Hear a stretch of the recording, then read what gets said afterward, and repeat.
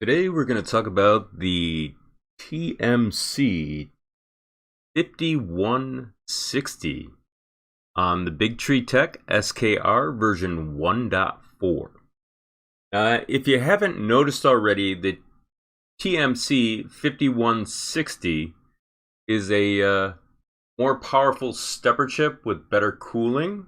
Right now I'm recording without the heat fins on top just so you can see what I'm doing. So I'm going to zoom in on the actual chip right now. And as you can see right here, the TMC5160 has a configuration for SPI. And it's really hard to see, but there's a jumper at the bottom that says SPI. So we know it's a SPI stepper. And then in the bottom left-hand corner, you can see that there's a trim pod. We're not going to be using the trim pod probably ever, so we're going to leave that alone. But as you can see, that's how we're going to orient it to our board. And we'll go through some of the manual to make sure that we're setting things up correctly now. So I'm going to pull up the manual for the SKR version 1.4. I'm actually using the turbo in this particular tutorial. So what I'm going to do is I'm going to look for the SPI configuration, as it's not listed in the manual for the TMC5160. So we have step dur mode here. Then if we scroll down a little bit further, we can actually see if we can find, whoop, that's UART, so we don't need that. And then we have SPI. So as you can see, the jumper settings right here are for what the SPI configuration will look like. And as you can see on the board, which I'll bring up in a second here, we have the actual configuration on the board for the SPI right here. So that's what we're going to be leaving in that position.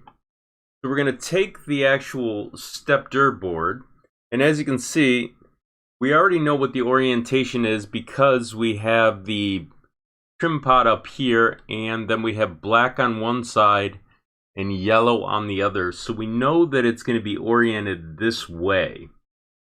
So the enable pin is actually in the bottom left-hand corner. So once we have that hooked up, we need to still hook up our stepper. So I'm going to connect this right now, right here. Now it's kind of hard for me to do from this angle, but you get the picture.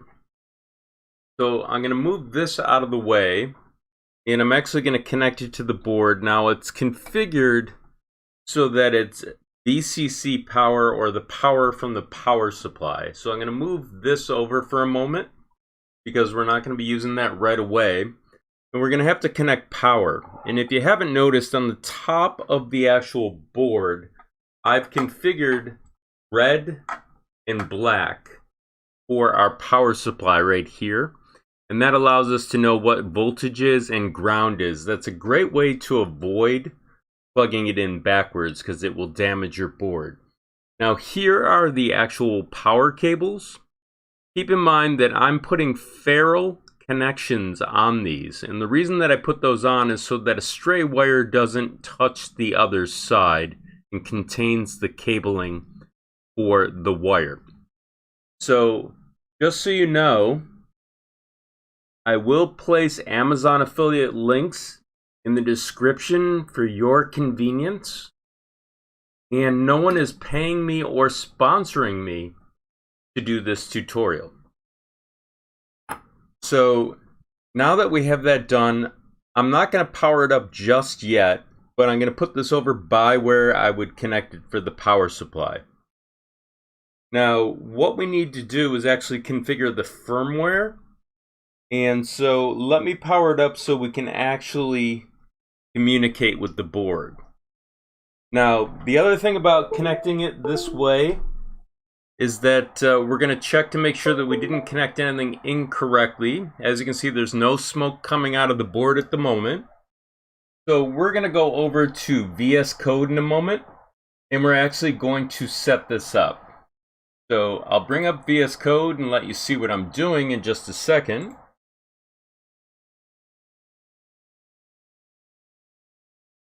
Now the thing about VS Code is that we're actually going to have to load our firmware from our folder in our downloads.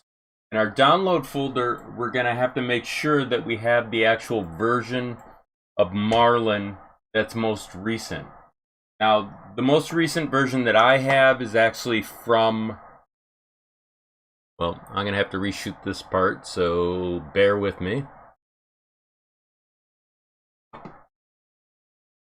2 seconds.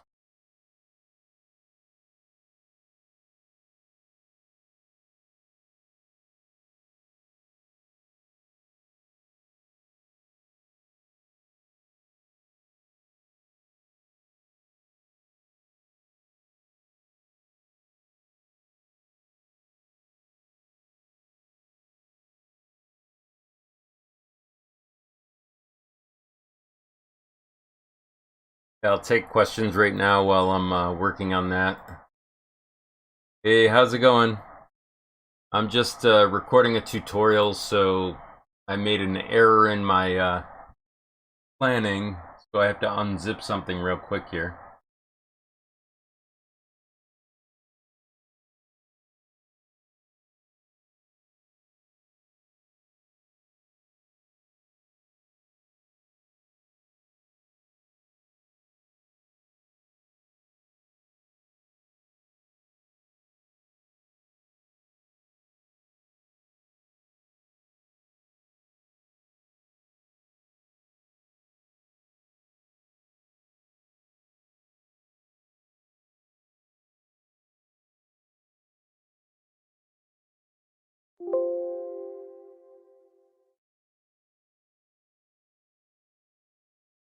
Okay, now I'm ready to start up again.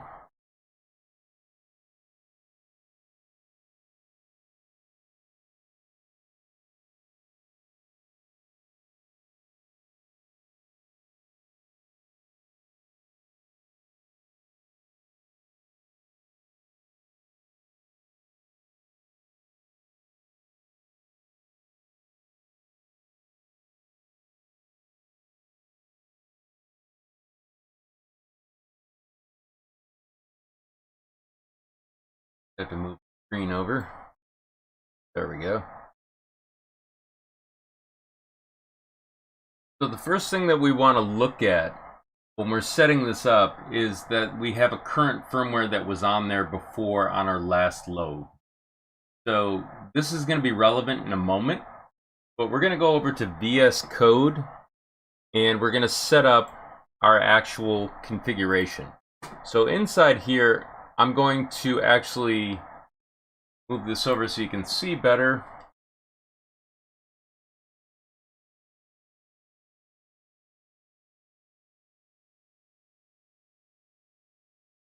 So inside here, what we want to do to load the firmware is we're going to click on the Explorer, then we're going to go to Open Folder, then we're going to go to our Downloads folder, then the Marlin folder, then Marlin 2.0, so we're 2 deep, then we're going to click on Select Folder.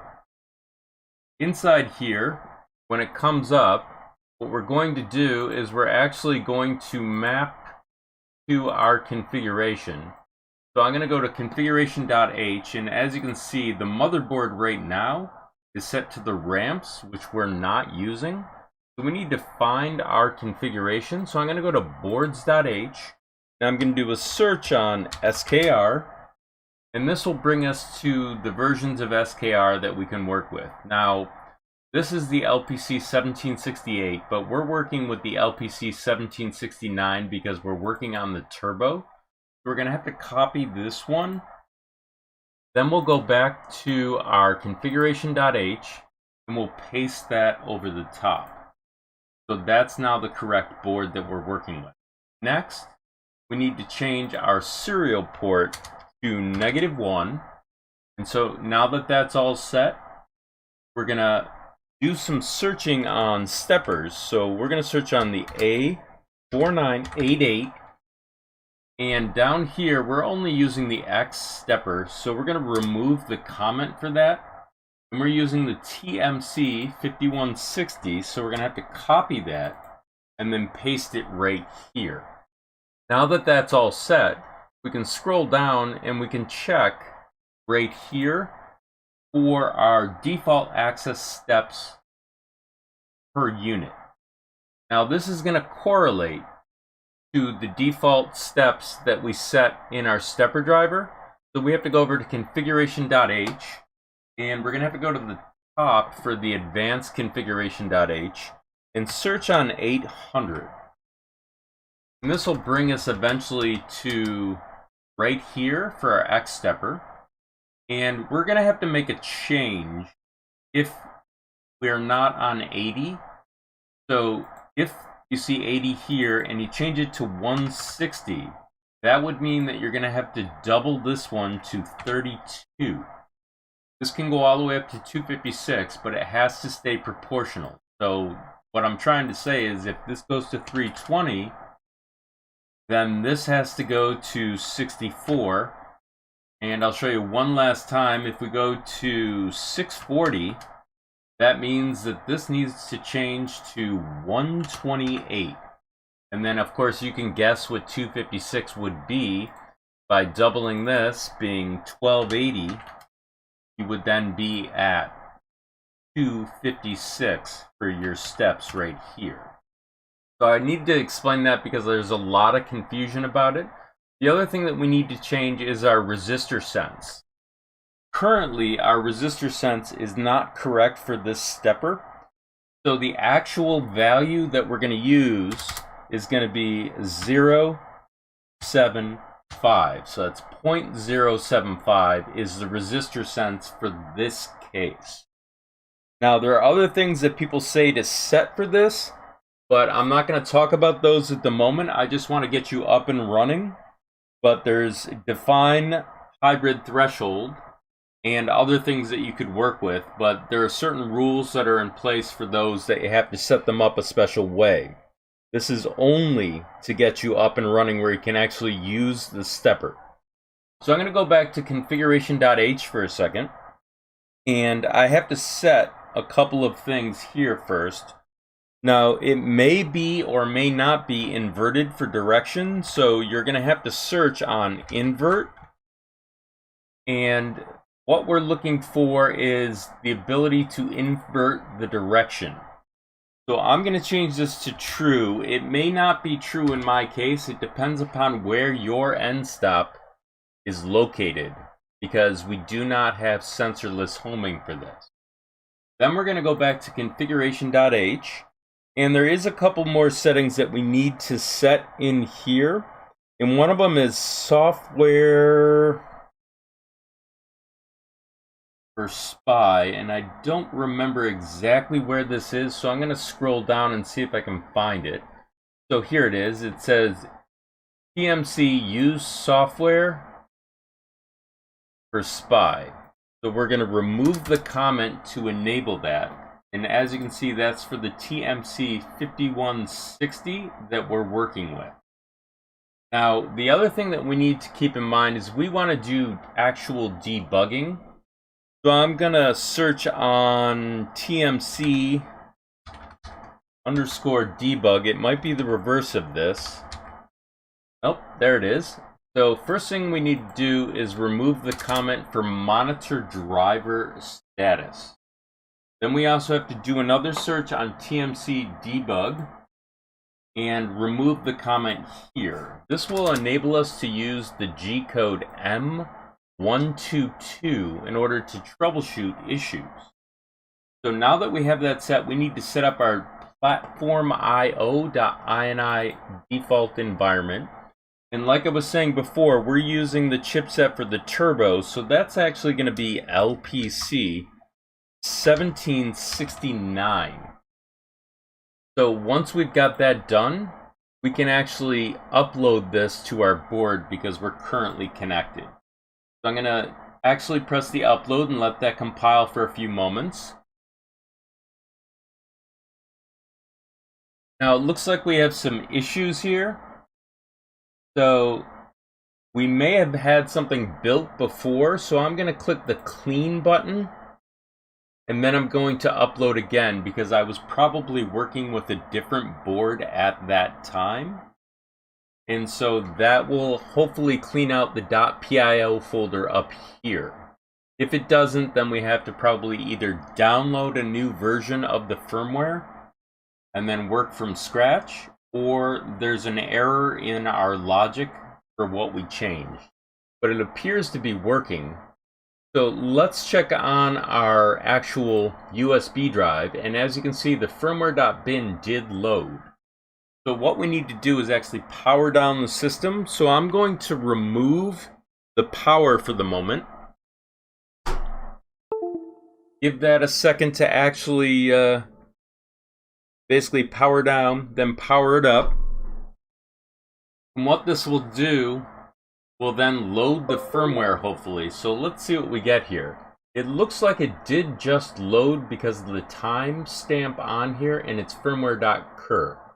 And for people that don't know it, if you want to check to see if your firmware is working correctly, you can always rename it to lowercase firmware and then change the cur to bin. And this should reload if we power cycle it. So I'm going to power cycle it once just to show you. And then reconnect. And hopefully I hit the enter button so it'll change back to cur. And it appears to have reloaded. So now that we know that, we can go over and actually test this on the workbench. So I'm going to bring up the workbench for a second so you can see what it looks like.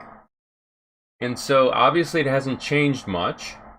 I keep the actual X carriage in this case in the center in case something goes wrong so I can power it down quickly. But we're going to start with small steps just to see if it moves. And currently there's no end stop connected, so it does not know where the actual end stop begins or ends. So it's probably assuming the position it's currently in. So I'm going to bring up Pronterface in just a second. And inside Pronterface, what we want to do is actually test this with a connection. So now that I have Pronterface up, I'll show you what that looks like. So inside Pronterface, I just brought it up, so it assumes what the COM port is. But if you're not finding the right COM port, you can always go into Device Manager and see what your port number is for your COM port. So I'm going to click on Connect. And it says now that the printer is now online. So I'm going to check with the G code to see if it's okay before I move it. So I'm going to do M122, press enter. Right now it says that the connection is okay. So we're going to try and move this. So I'm going to press the 10 millimeters, assuming that it moves approximately 10 millimeters, and see what happens. So it moves backwards. So let's try the other direction. So it looks like it's working correctly. So at this moment, I want to take a moment to thank people that have been donating via PayPal. It's greatly appreciated. And if you like my tutorial, please like and subscribe. And thank you for your time.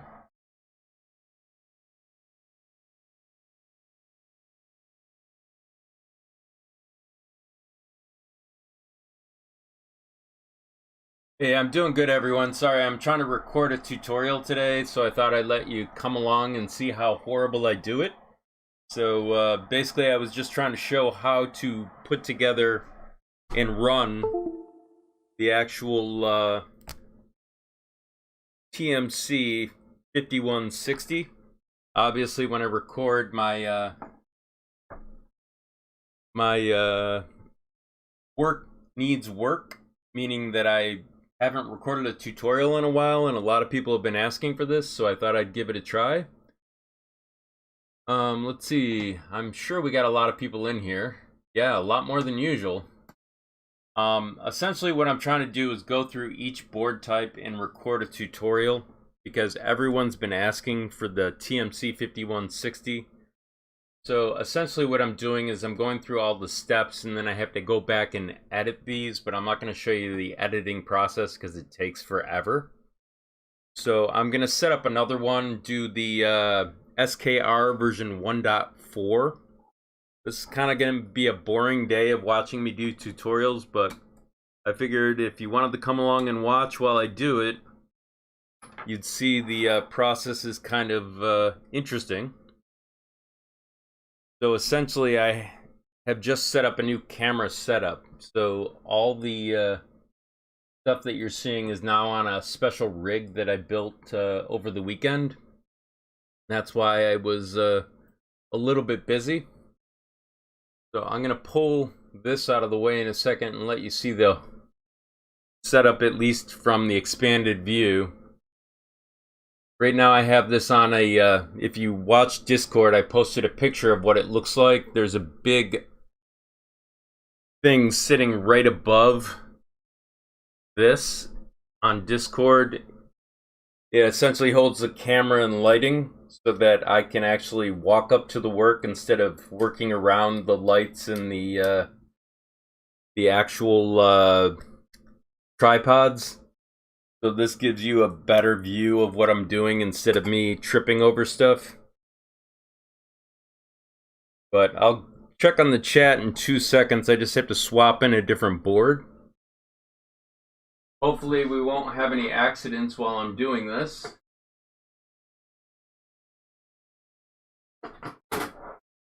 The next one we're going to do is actually the SKR version 1.1 for the Pro. I'll move this into the camera view in a second. But I have to obviously prep my work a little. And then I have to get stuff out of the way.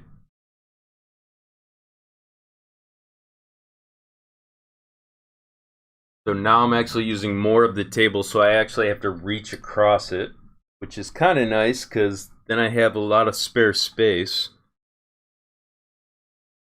So let's see, my jumpers on this one are in the incorrect position. So right now it's set for UART. I'm going to pull this pin out and put it over here and then bring back the other pins.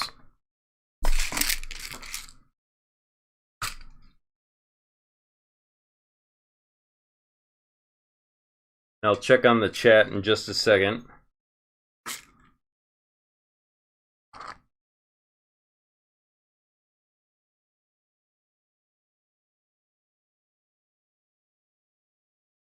What I'm trying to do right now is bring the board back to what the default configuration looks like so that people actually understand where they can work from.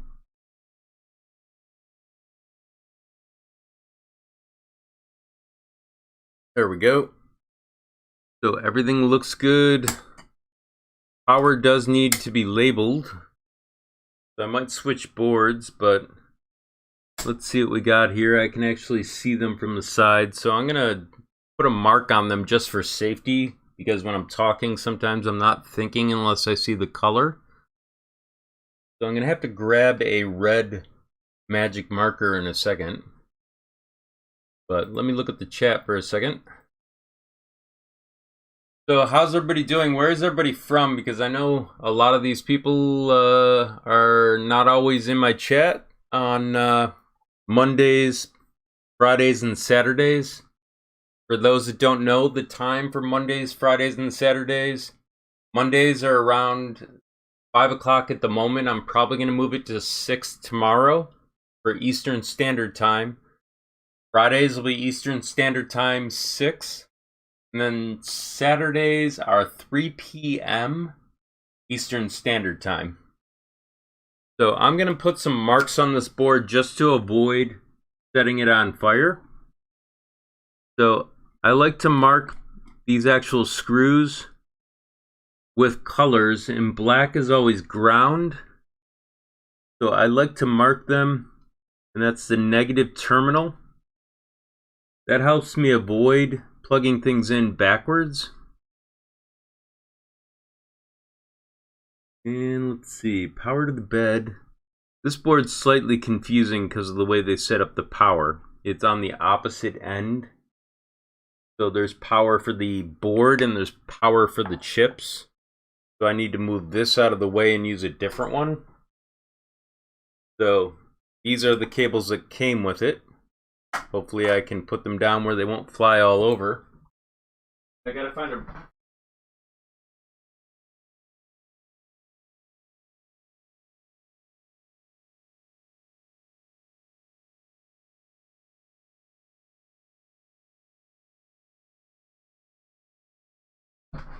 I gotta find a red Sharpie to mark these.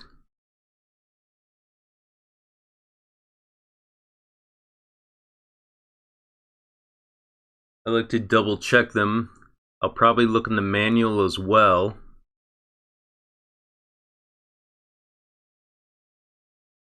Put it this way, I've probably destroyed more boards by not checking. That's why I've developed a habit of doing this. And it's not a bad habit because most of the time it saves you money in the long run. Let's see if I can touch up this black a little.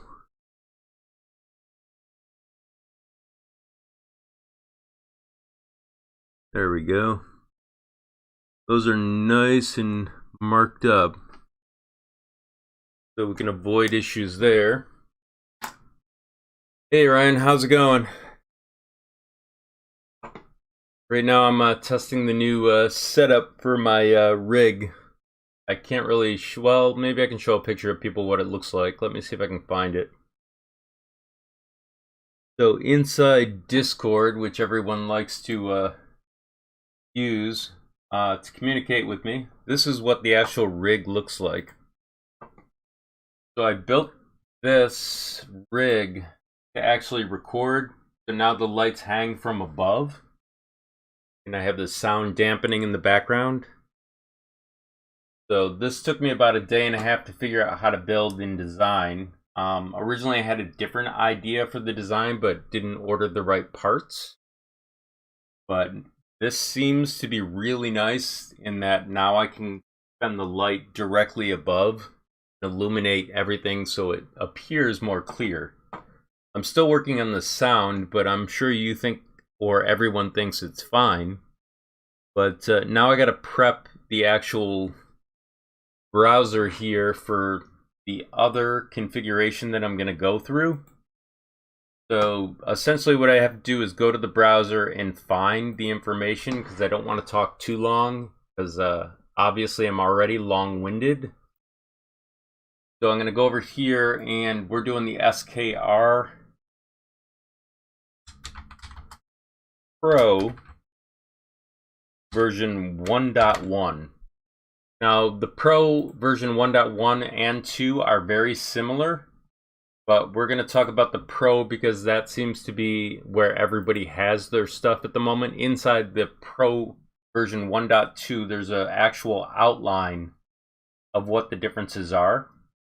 But essentially, I'm going to bring people over here to see what I'm talking about.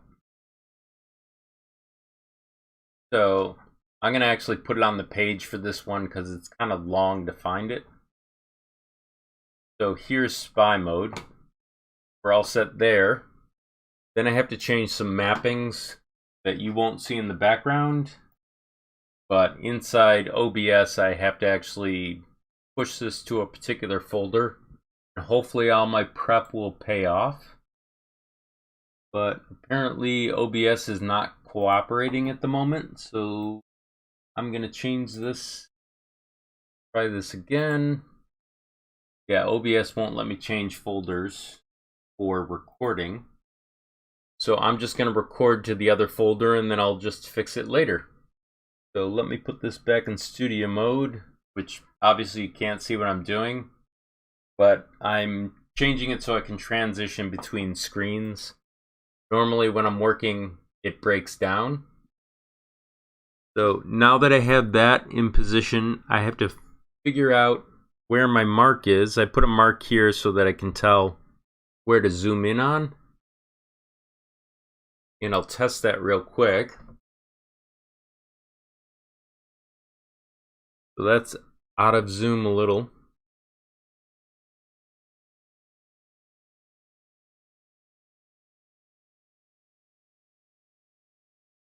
There we go. As I drop things.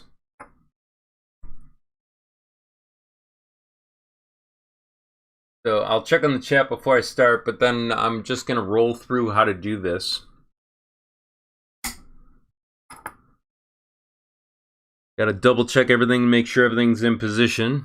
For those that don't know, if you do have a question that you want me to cover and I can actually do it easily, I'll probably pick it up and do it right away. But let me show you over on Discord where you can do that.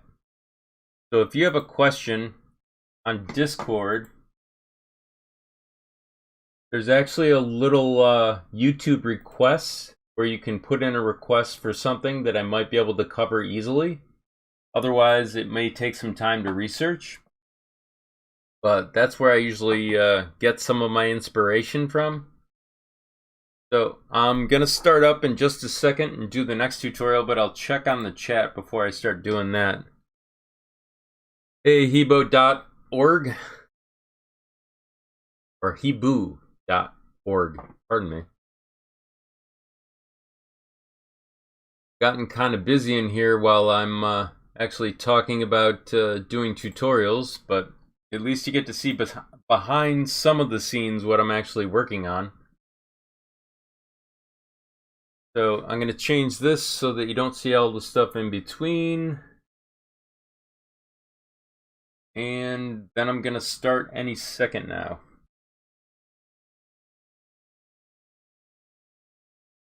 Today we're going to talk about how to install the TMC5160 on the Big Tree Tech SKR Pro version 1.1.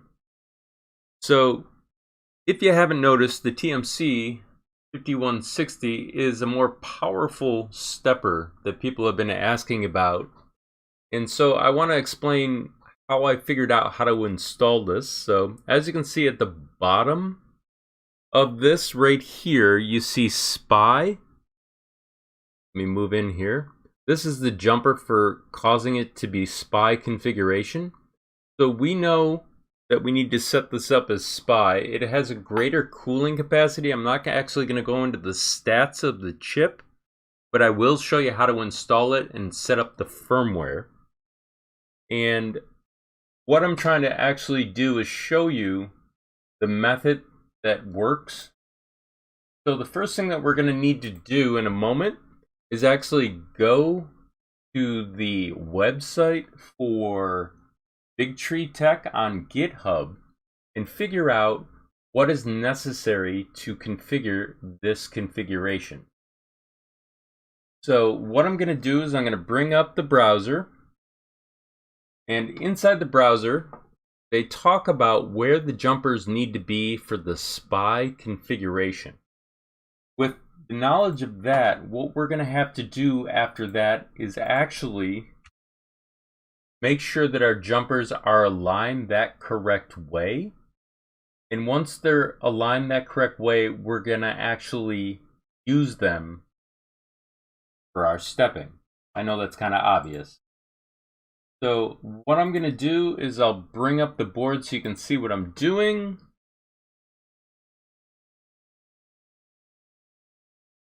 And on here, you can see that the jumpers are already preset for where you would use them.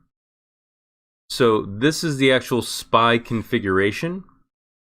So we need to first connect this, and what we know is that it's in the correct oriented position based on where the actual jumpers are. So this would be your enable pin.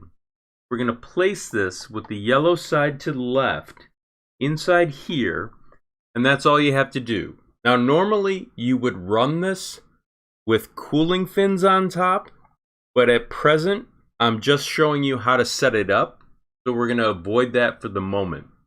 So I'm going to bring over the X motor to connect to our rig, and I'm then going to connect power. Now in order to connect power, we have to keep in mind that this uses power for the board, and it also uses power for the steppers. So to use this, we have to make sure that we're connecting it correctly. So I've marked red and black for voltage and ground, and I'm going to screw these in to their terminals. So if you're not marking yours with red and black, I highly suggest you do it. So now that that's in there, I'm going to tighten that down. And for this board, they actually give you connection terminals when you purchase the board. You don't have to worry about actually setting this up except on your power supply. And I believe there's connectors on the other end as well. So now that this is tightened down, let me just let you know that no one's paying me or sponsoring me to do this tutorial, but I will place Amazon affiliate links in the description for your convenience. And what I'm going to do is power this board up to see if it's functioning correctly. This is sometimes known as a smoke test, but we're trying to avoid that by going through the manual. So I'm going to plug this in and see what happens. And so far there's no sparks, so that's good. So we're going to go over to VS Code. Inside VS Code, what we need to do is we need to open our environment. So in order to do that, I'm going to set this up so you can see it a little bit better. So I'm going to click on the Explorer. Then I'm going to go to Open Folder. Then I'm going to go to my Downloads folder. Then I'm going to open up the Marlin 2.0.x. That's the current version as of the recording of this tutorial. I believe it's 2.0.7.2, but I could be wrong. And then open up the second folder. Then say Select Folder. Inside here, we have to select the correct board. So we're going to have to go over to our Marlin folder, our source folder, our core folder, and then boards.h. Inside boards.h, we're going to do a search on SKR_Pro. And here's the version of our board. So I'm going to copy that. I'm then going to minimize this folder in the source folder and go to configuration.h. I'm going to search on motherboard.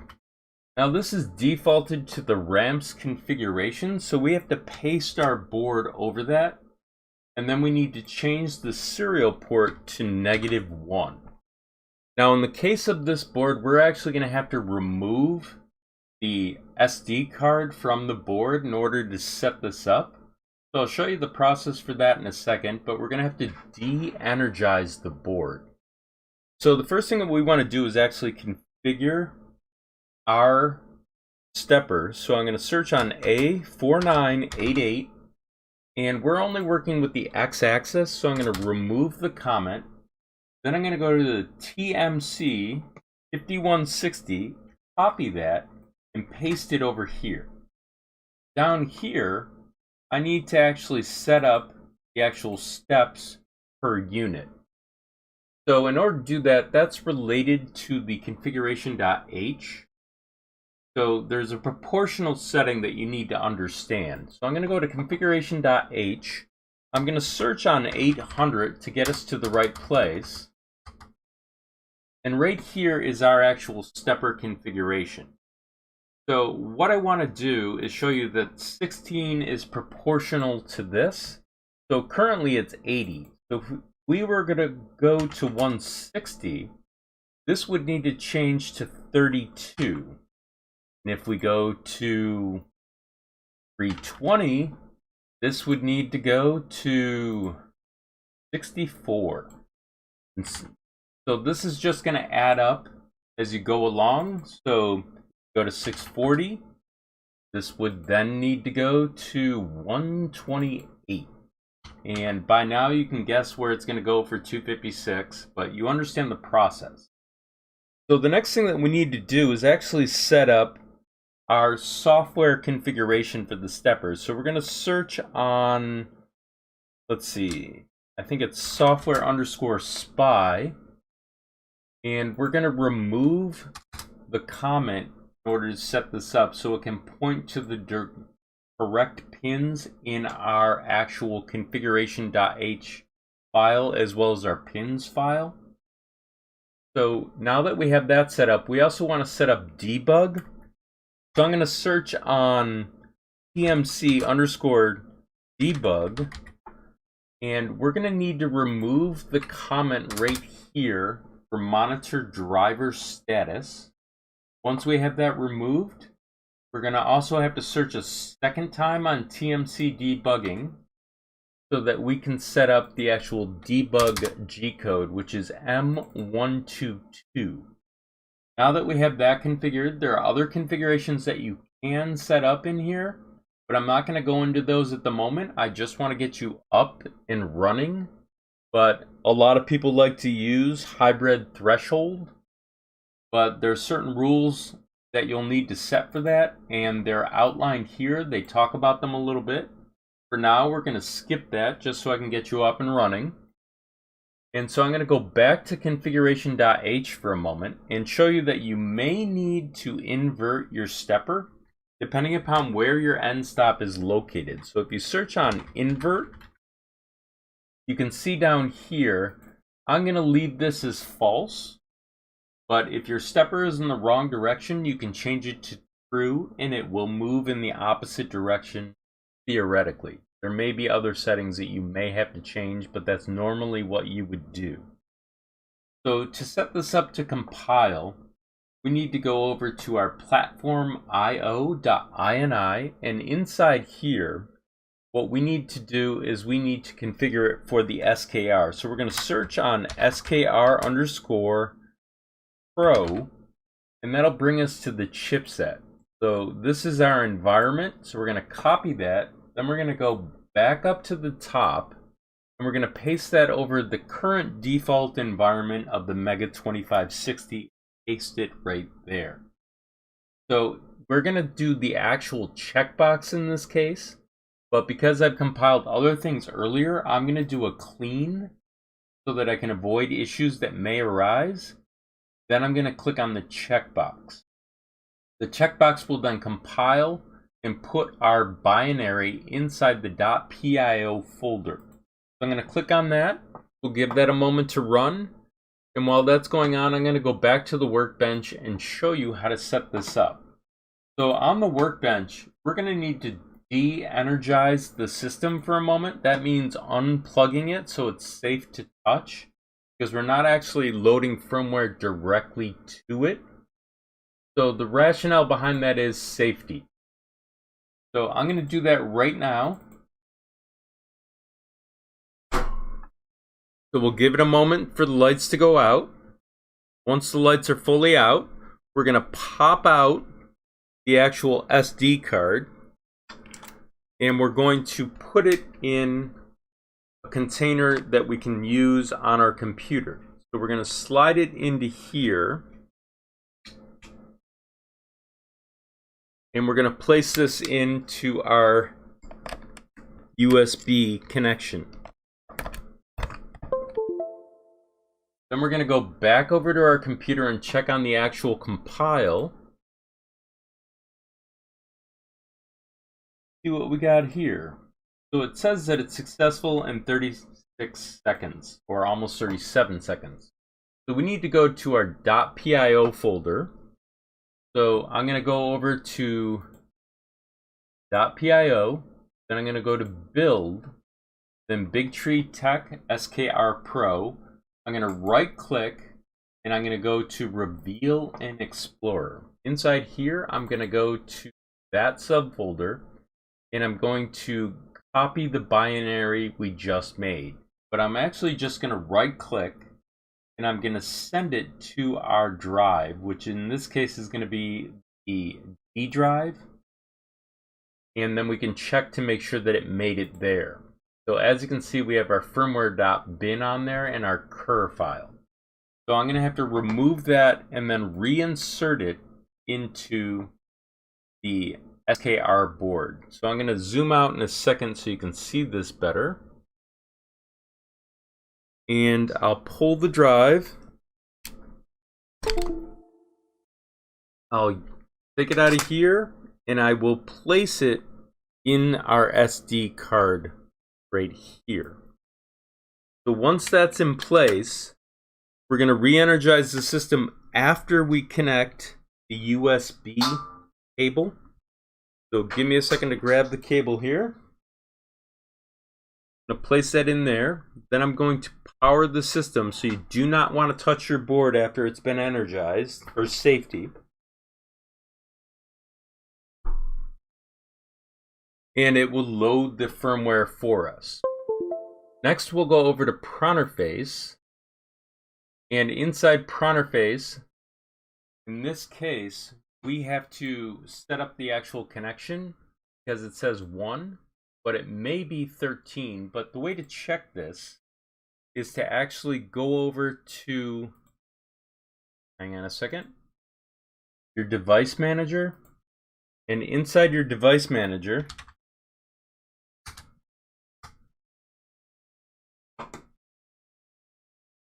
you're going to go to COM port and LPT. LPT is used for printers, I think, but it's been forever and a day that I've looked that up. So our COM port's going to be 5. I'm going to close that down.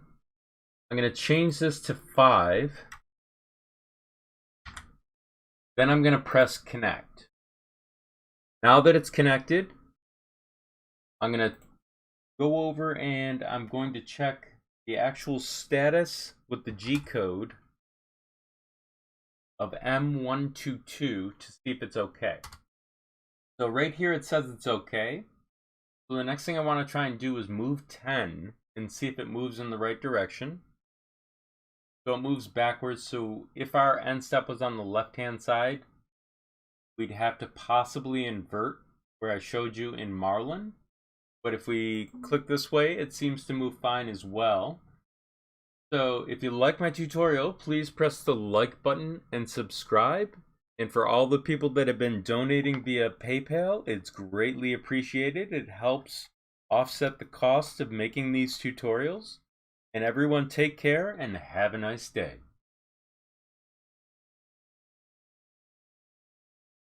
Okay, was that take better? Sorry guys, I'm going through tutorials. A lot of people have been asking me to record them. So I'm doing all the TMC5160s. So I let everyone come along to see me live stream while I try and do recordings. Obviously they're not perfect, but this is the new streaming station I built up. And I'm testing it out so that I can live stream at the same time that I record tutorials. So I'll be in and out of the chat while I'm doing it. But essentially what I have to do is try and do all the tutorials that people have been asking for. And this is one of the big ones. So essentially all I'm doing is doing it like a factory on each. Obviously I'm not doing it perfect like I used to like to do, only because doing it perfect takes forever. But how's everybody doing in the chat? I just saw Mike came in. Yeah, the large gantry is essentially a way for me to suspend everything up above the table when I'm doing tutorials. One of the issues I was working around was I kept bumping into the tripod while I was trying to do this. So now I'm going to do the GTR. Hopefully this time I'll remember to clean everything up before I do it. Gotta find the GTR that's not burned.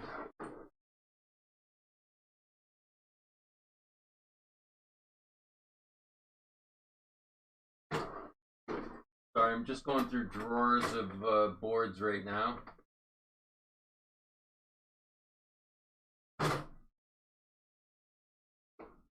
Finding the right drawer is the hard part. Here we go.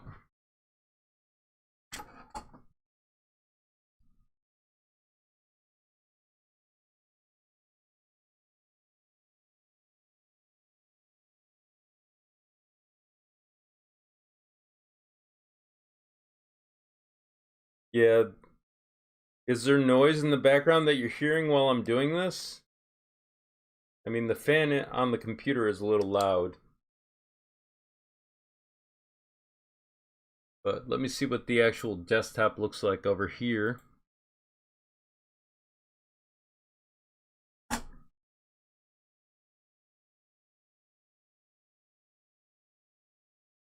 There we go. Now I got to reset a bunch of things in software and make sure that I'm on the right jumper. And make sure my power is labeled.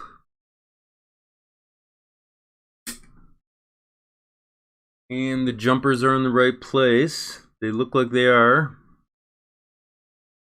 Now I gotta go reset all my other stuff real quick. Essentially all I'm doing is running through each of my tutorials. I know it seems kind of boring, but the whole premise behind it, get everything set up like it is before I start. And midway through the last tutorial, I don't know if people noticed me talking a little bit more than normal. Well, that's all the time, but in this case, I had to reset the firmware in the background, so I was trying to find a way to waste time while I reset it. And essentially what I have to do is I have to go in, disconnect from the previous edit, and then delete that, and then unzip the other one. I forgot to do that previous to the other tutorial. So I decided to talk while I was doing it, which made it seem confusing. That's why I'm trying to get that prepped beforehand this time. So now I'm just extracting Marlin firmware again. And then I'll check on the chat before I do another record. I gotta move things into place so that you can see what I'm talking about.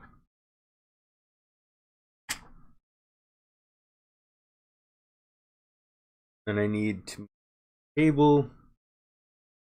Essentially what I try and do is get everything staged where it needs to be and not moving around on the table. Just because it's a little bit safer for me to work with. So I'm busy putting putty on things to lock it down while I talk. Hopefully you can't see the putty. But the other problem now with this table is I've moved things so far up onto the table that things want to move off due to gravity. So let's see, everything's in place. Use the camera angle. Well, let me clean up a little.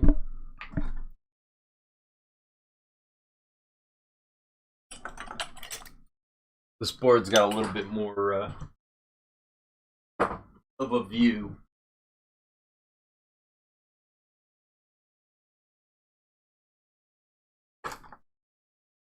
Let's see. That out of the way, move this out of the way.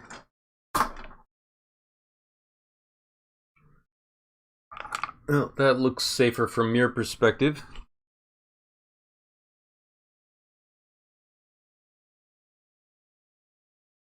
Okay, looks like I'm almost ready to go. Let me just double check on the chat and see what's going on in here. Yeah, I have filters on the fan noise, so in theory you shouldn't be able to hear it. But the refrigerator and the heater are right next to the bed, so that could make things interesting real quick. Apparently this doesn't want to cooperate with me. The only reason it's in the frame is to make sure people understand that I have no power in the system when they do it. Okay, so it looks like it's all set up here. So I'm going to start to talk. Probably going to be about 15 minutes of me talking, and then I'll jump back into the chat. Hopefully this will go better than the last two. Let's see what we got here. Want to review my notes? got that set. Okay, so getting ready for another take. Everything looks nice as it can. Today we're going to talk about how to install the TMC5160 on the Big Tree Tech GTR version 1.0. Now this is a SPY type stepper. I'm going to zoom in on it so you can see what I'm talking about. And as you can see, if I focus just a little bit, you'll see that it says SPY on that chip. Now that's where a little 0 ohm resistor is setting it. That's in the center of your view. So in order to install this, we need to know the correct way to install it. So we're going to actually go over to the manual in a moment and understand how that configuration should look. Now keep in mind that I'll be placing links in the description of the video in order for you to be able to understand where these things are located.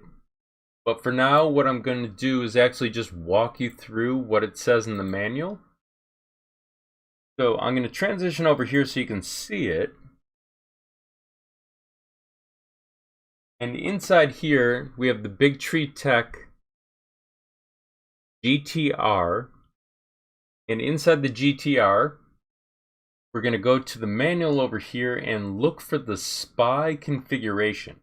So it may be a ways down in here, but as you know, I'm actually only going to work on the in and VCC power.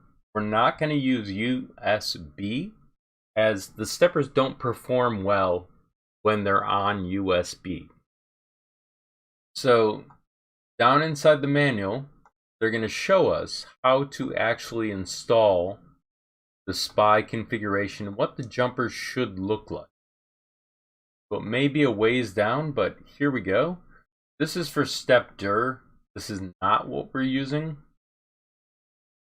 Then they're showing UART mode.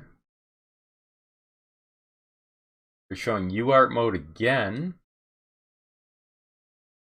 And then we get to SPY mode. So inside here, the jumper configuration for SPY mode are these right here. So what we're going to do is we're going to go back to what it looks like on the board and verify that it's correct. As you can see on the board, we do have the jumpers in those positions. So I'm going to connect first the USB here after I connect the actual stepper. So I'm going to move that out of the way. And as you can see, the stepper has a yellow side and a black side. So we have a black side and a red side. And we also know that there's a little enable pin right here. So that's going to be in the bottom left hand corner of the stepper. So we're going to plug that in, make sure it's well seated.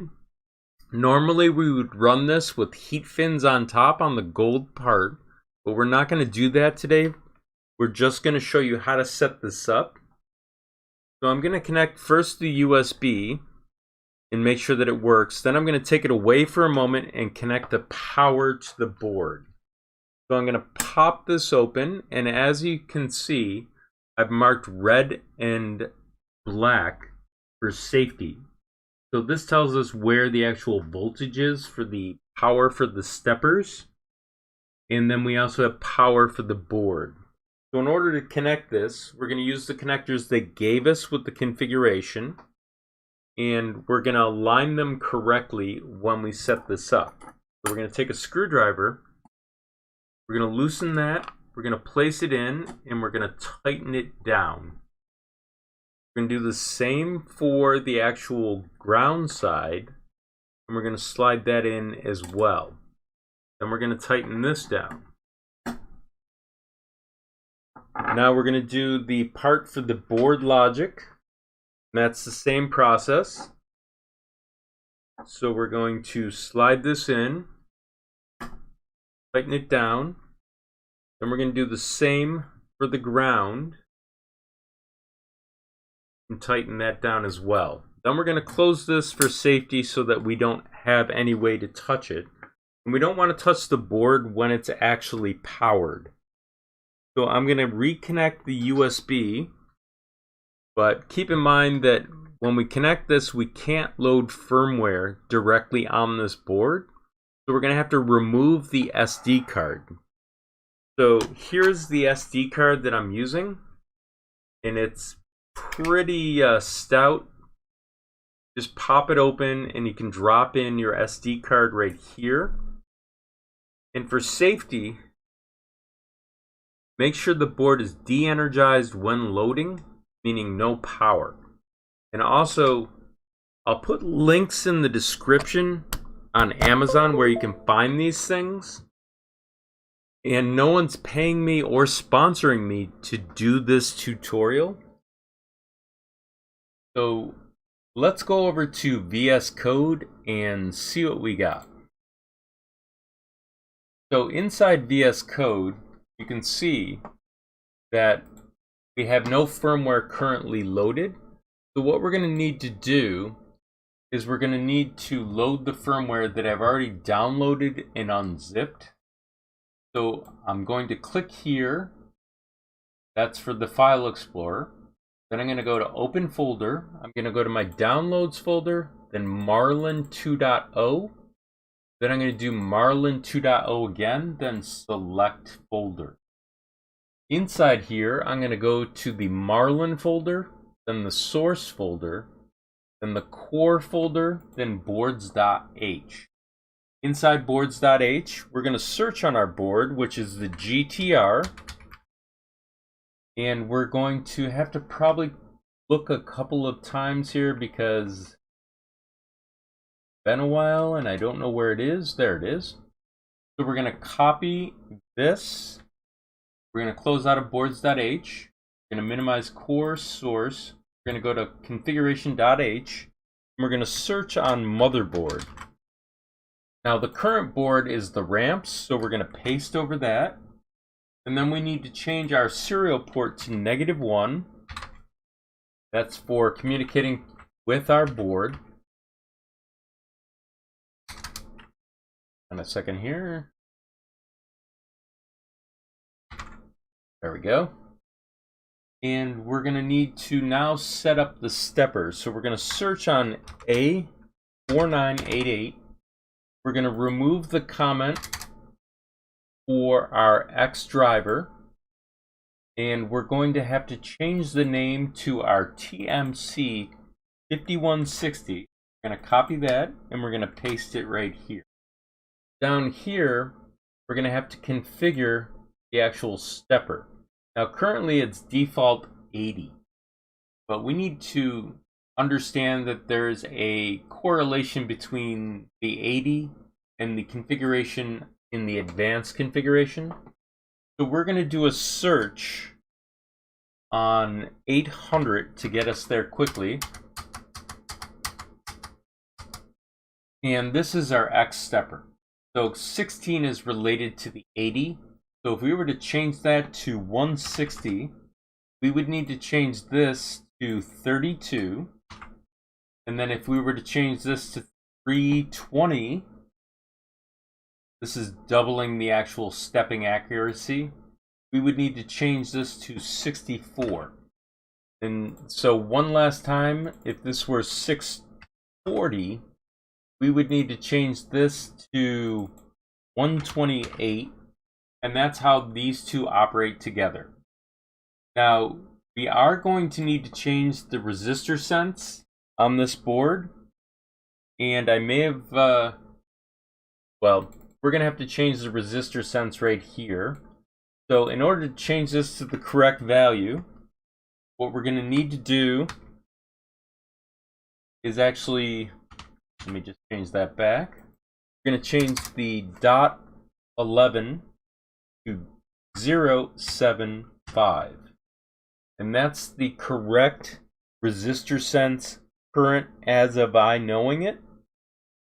So next, what we're going to need to do is actually set up the software for this. So we're going to search on software_spy and we're going to remove the comment for TMC use software for spy. So once that's set, we're going to go back to configuration.h, and we're also going to search on invert for a second so I can show you something. Inside here, depending upon where your end stop is located, you may have to change the direction. So if your stepper goes in the wrong direction, you're going to have to change the false to a true or the true to a false, depending upon how you configure it. So now that we know that, we're going to go back and set up our actual compile. So I'm going to first set up one last thing in here, and that is TMC debug. So I'm going to search on TMC _debug, and I'm going to remove monitor driver status. I'm then going to go search on it a second time. And this is for our G code for M122. So I'm going to remove the comment there. Then I'll go over to platform.io.ini and I'll do a search on GTR _ and that'll bring us to our default environment. So then I'll copy that and go back and change the Mega2560, which is not our default environment, and paste that over the top. Now to compile this, we can't do a direct upload, so we have to do a build. But because I've done builds for other boards, I have to do a clean first. Then I'm going to have to check the checkbox, which will then place it in the .pio folder. So I'm going to click on that. This will take a few moments to build.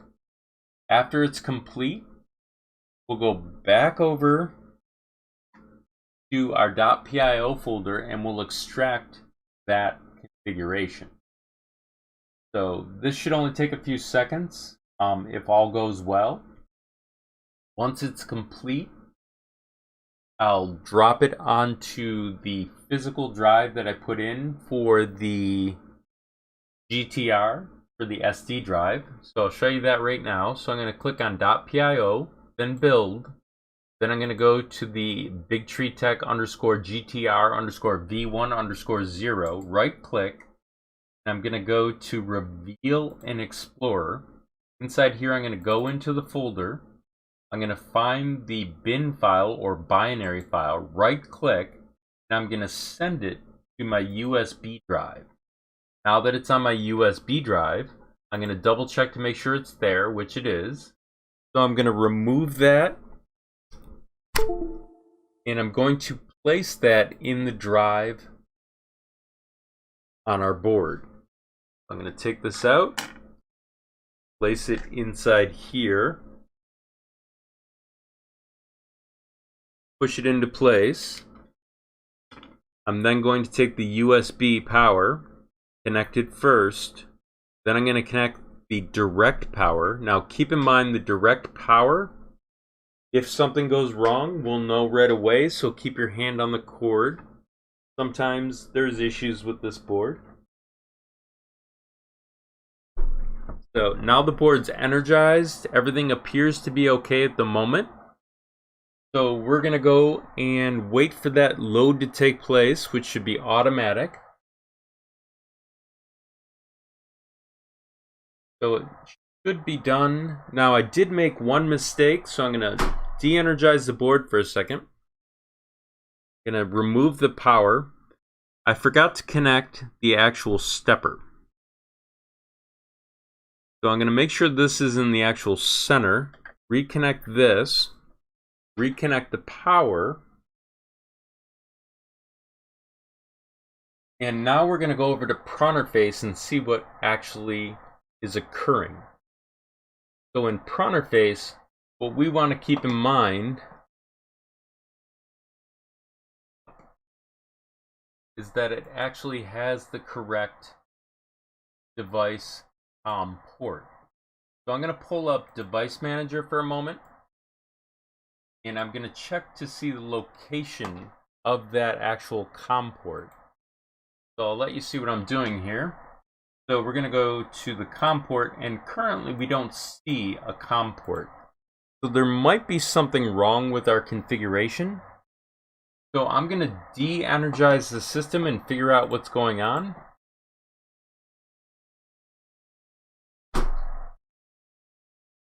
So the system's de-energized. I'm going to remove the USB power. I'm going to trace my cables, make sure everything's in place. Then I'm going to pop this over to USB power for a second and power this back up. Looks like the firmware is now loading because there was some kind of issue. So I'm going to de-energize this for a second, pop this back over to direct power, plug this back in, then re-energize the system. And then we'll go back over to Pronterface and see what's going on.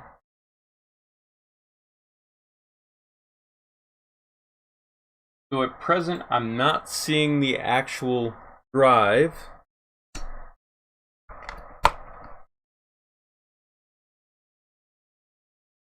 So that's not very good. So let's examine the board, see if there's anything we don't know. And what I did do for a mistake is I forgot to set the serial port to -1. So I'm going to de-energize the board for a second.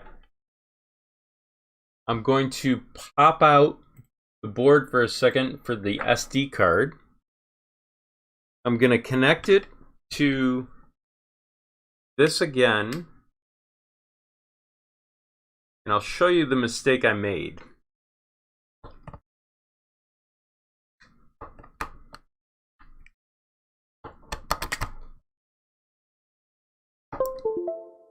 So inside VS Code, the mistake that I made is kind of obvious.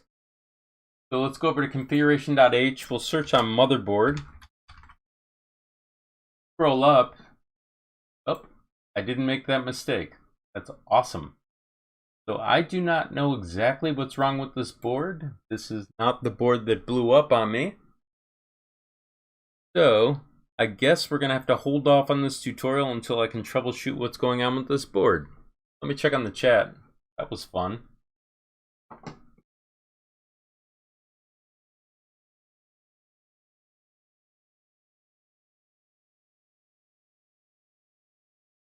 Yeah, apparently I'm having issues on this board.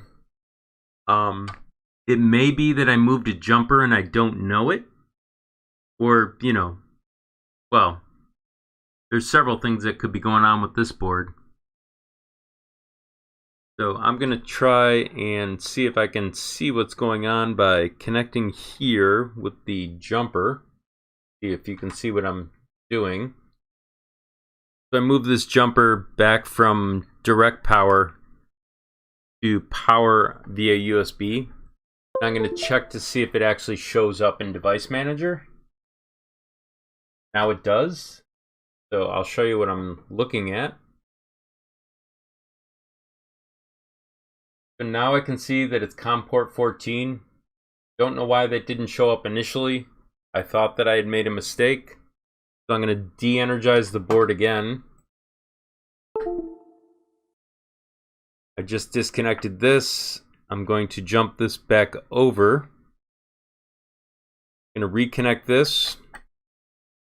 Reconnect the power, and hopefully we'll have a COM port again.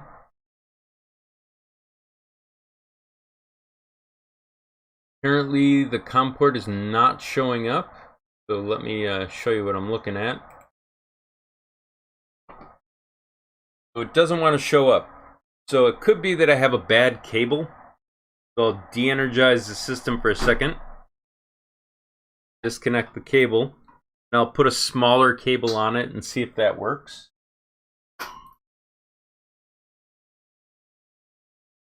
Might be somewhat of a stretch. It also could be that I'm running a couple of devices off my USB. So here's a more stout power cable. I'm going to connect this. Then I'm going to connect the power again and see if I can figure out what's going on. Wait for a beep.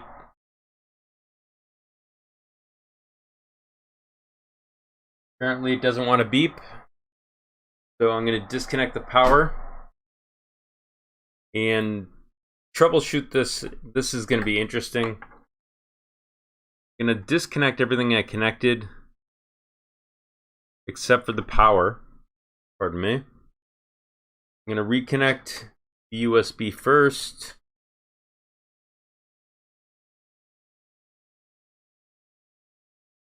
And then the power. And still it doesn't want to work. So I'm going to disconnect the power again. Check my wiring. My wiring looks good. So I can actually check that with the multimeter in a moment. But I'm going to check the... Well, those look fine as well. So it's kind of confusing. I'm guessing that something's going on over here, but not sure. So I'm going to look at my old board and make sure that it's positioned correctly.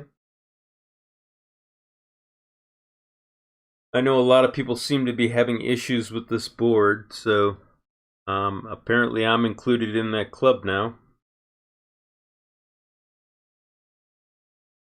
There's one last jumper I didn't look at. That's good too.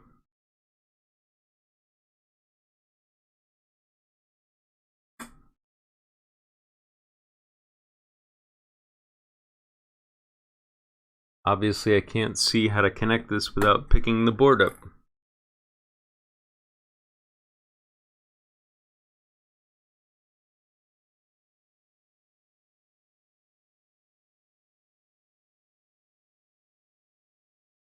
Okay, that's back in place.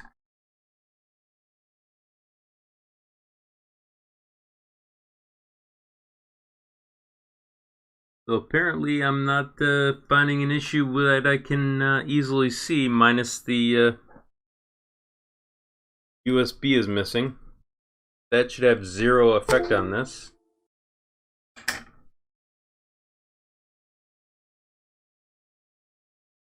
Put this back in. Reconnect here.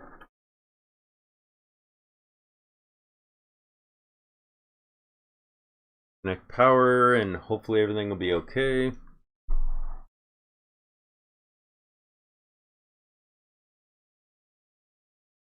And still no USB. Try the reset button.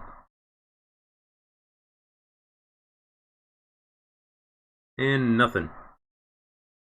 So I guess it's time to give up on this board for today. And I'll check on the chat.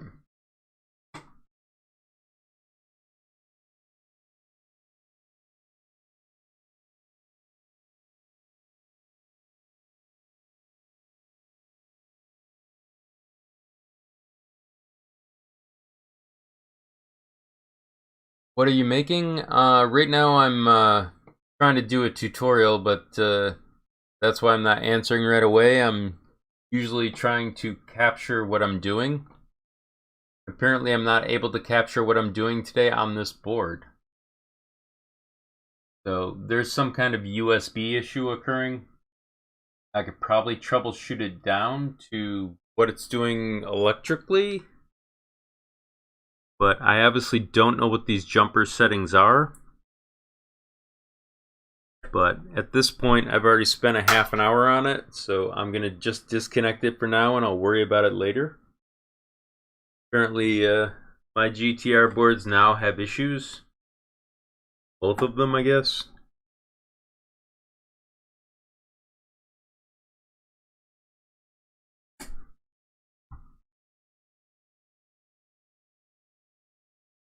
Now, I could do it without this stuff on here, but this is not conductive, so I know this is not an issue.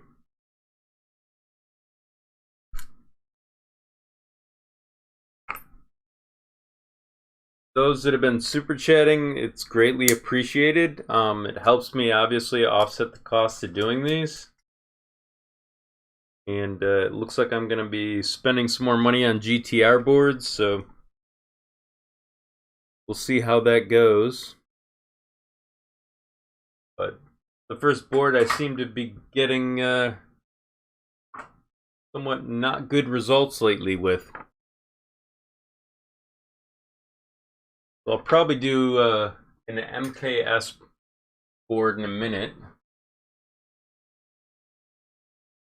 But I may take a break because I've been doing this for, what is it, an hour now?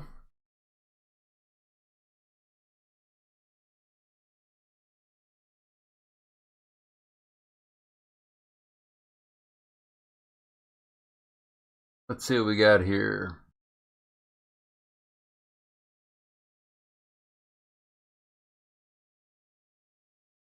Well, in this case, hardware and software are almost the same thing for those that don't know. Firmware is basically hardware that you flash firmware onto to say how to use it. Trying to give simplified definitions of things.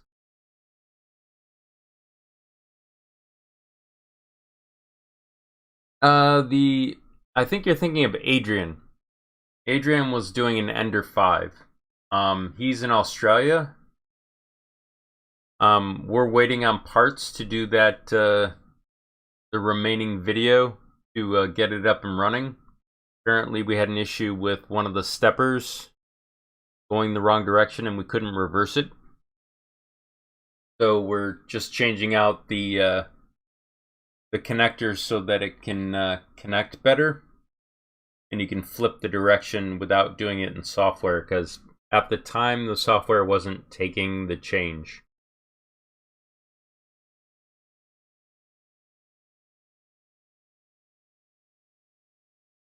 So does anybody have a suggestion on what best time for me to do a tutorial or live stream is at? Because apparently this seems quite busy compared to other days. I was thinking maybe I could start doing them Sunday instead of maybe Friday or Monday. It also gives me more time to spend working on them.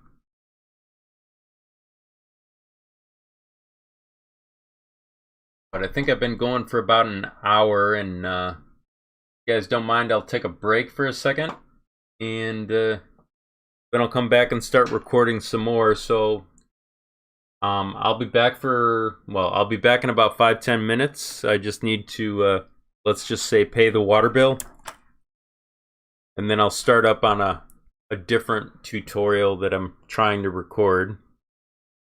And then I'll look into ordering a new GTR board, I guess.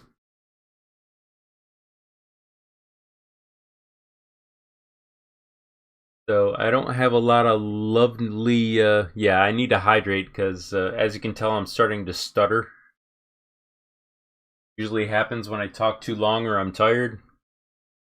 So I'll be back in 5 minutes. I don't have a promo thing to play, but I'll try and put on the music for I'm starting in 5 minutes. Let me just change that around. I have to actually set up the script here.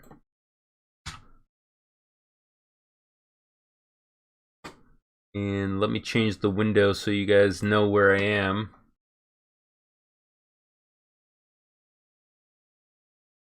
Of course, I gotta edit it because it doesn't make sense for Monday.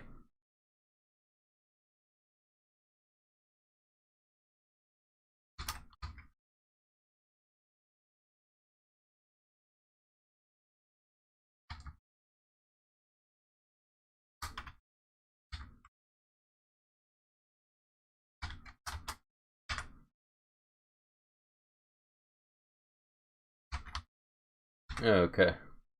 So I'm gonna put you on the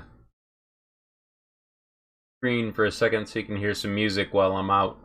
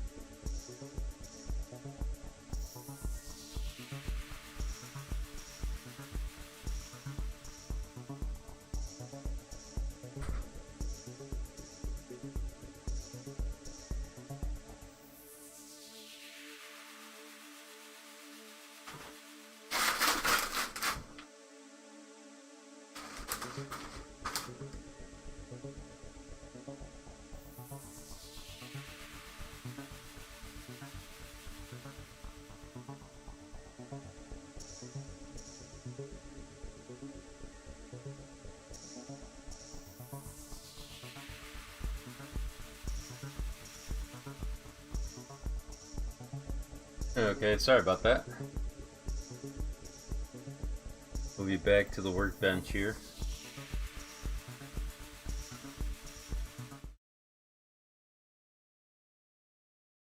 See if everybody's still there. Okay. Yeah, I probably should hydrate. Got an Amazon delivery, so grab that.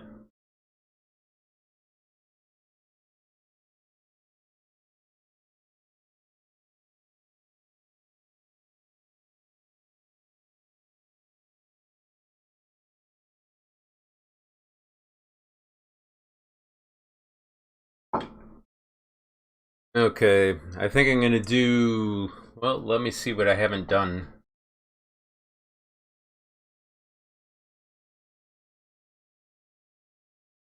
Might hear the sound of a video pop up if I'm not working clearly with this, but I have to check my playlist, see what I have and have not done. Let's see, MKS 2.0, I haven't done anything on that, so let's see if I can do that. That's version 2.0, I think. It's been forever and a day since I've done this one.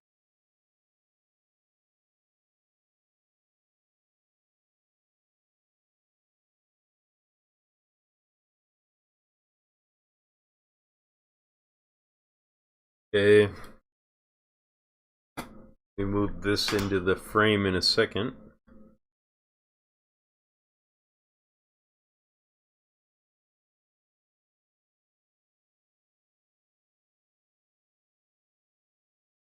And I haven't done the TMC 2208s on this yet, have I?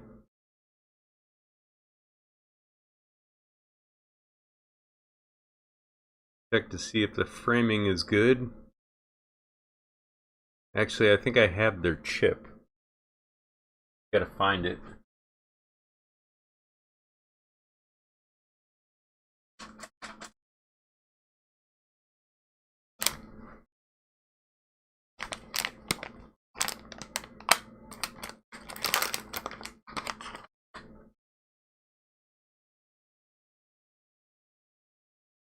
This one is TMC 2209. Well, I'm gonna have to do this separately here. This is actually one provided to me by MakerBase. They actually sent me a bunch of stuff to do tutorials on when I have time. So let me reset everything here. So I have to basically close my file folder, go back to my downloads folder for a second, delete that folder that I was just working on, unzip it again,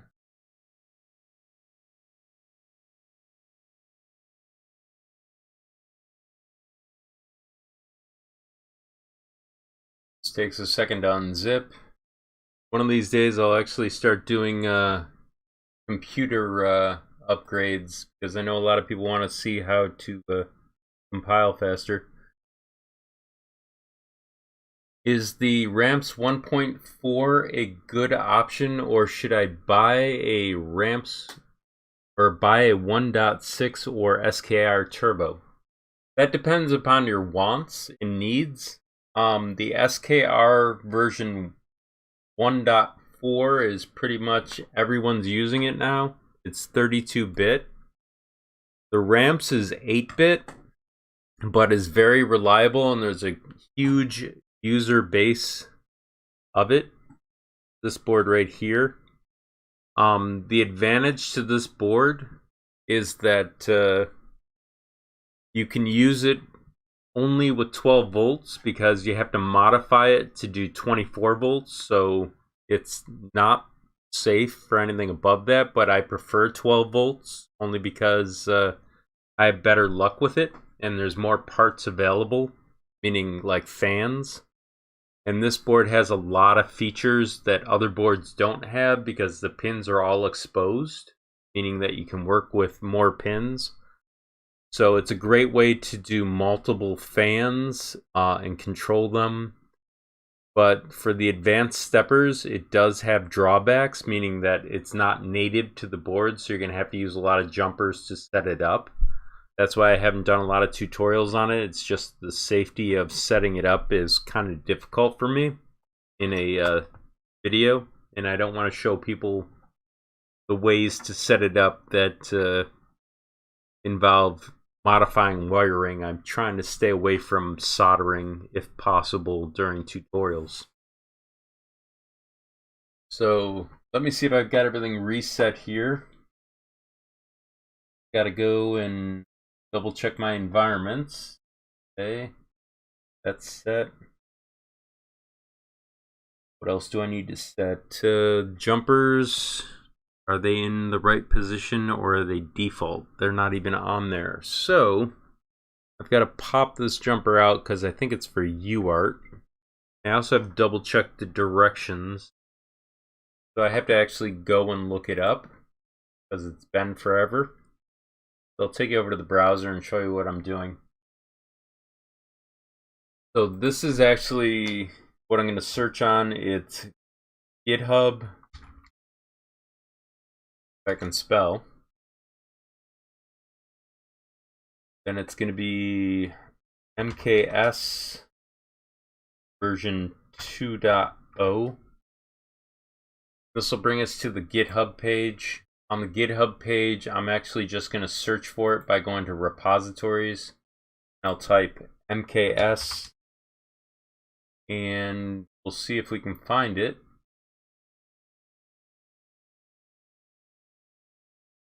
MKS is not the easiest thing to search on. SGENL version 2.0. Check the manual real quick because, well, there is no manual. I forgot they don't do manuals on this one. So we have to go to the wiki. So I know there's a wiki here. And then we have TMC5160. And then we have to find, leave UART mode. We may have to do a jumper. Let's see what we got here.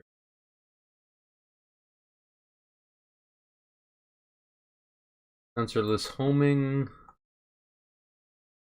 I'm probably scrolling right by it. They say a lot of steps that may not be relevant.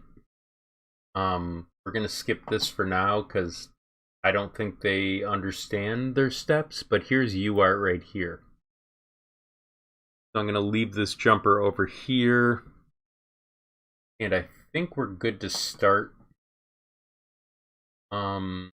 Let's see, DREF 125. That's not going to be really relevant at the moment. And sensorless homing, if there's anything on that, because I think we may have to set a jumper.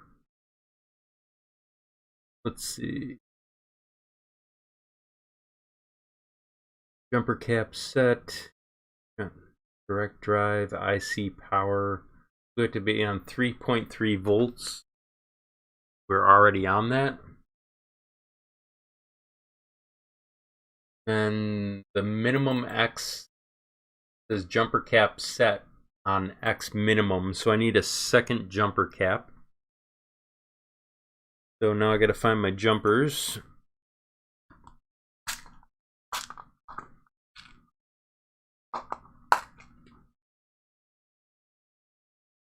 There's two jumpers. Okay, let's see how much of a mess I can make out of this.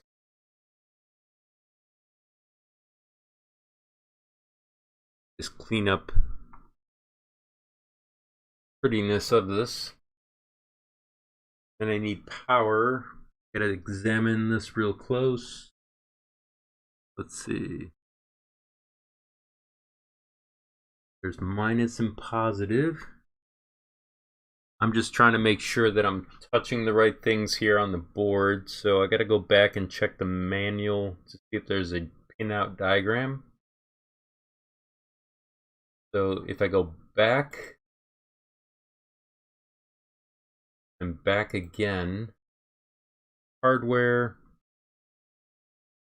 Apparently there's two versions. Let's go to this one. There should be one that says pin. And what we're looking for is positive and negative in marking these on the board. So I'm going to bring it over here. bring up, need to mark. So it's voltage,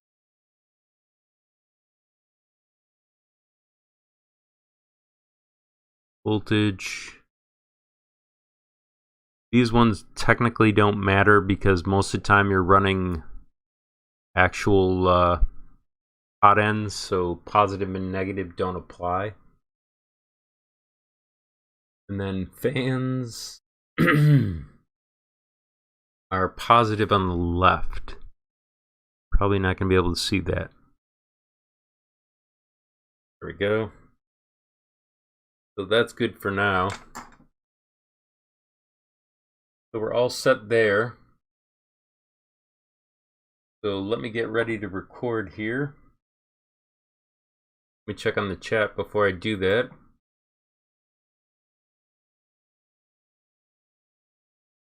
Hey, how's it doing? What board is this? This is the MKS SGENL version 2.0.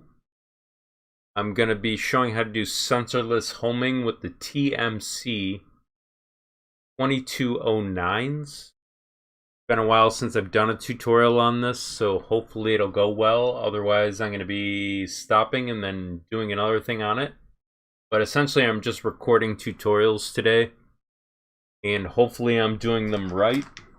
I have to go back and re-watch them because I think I made a mistake on the SKR version, or SKR Pro, where I forgot to say do 0.075 for the resistor sense, but I'll do that in a second.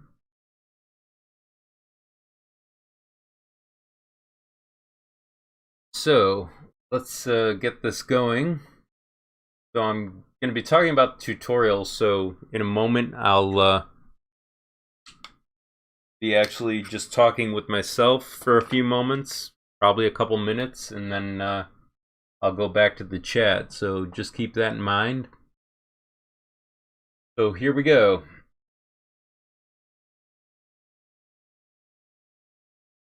Today we're going to talk about how to install the TMC5160 with UART on the MKS version SGENL version 2. Pardon me. I'm going to start that again.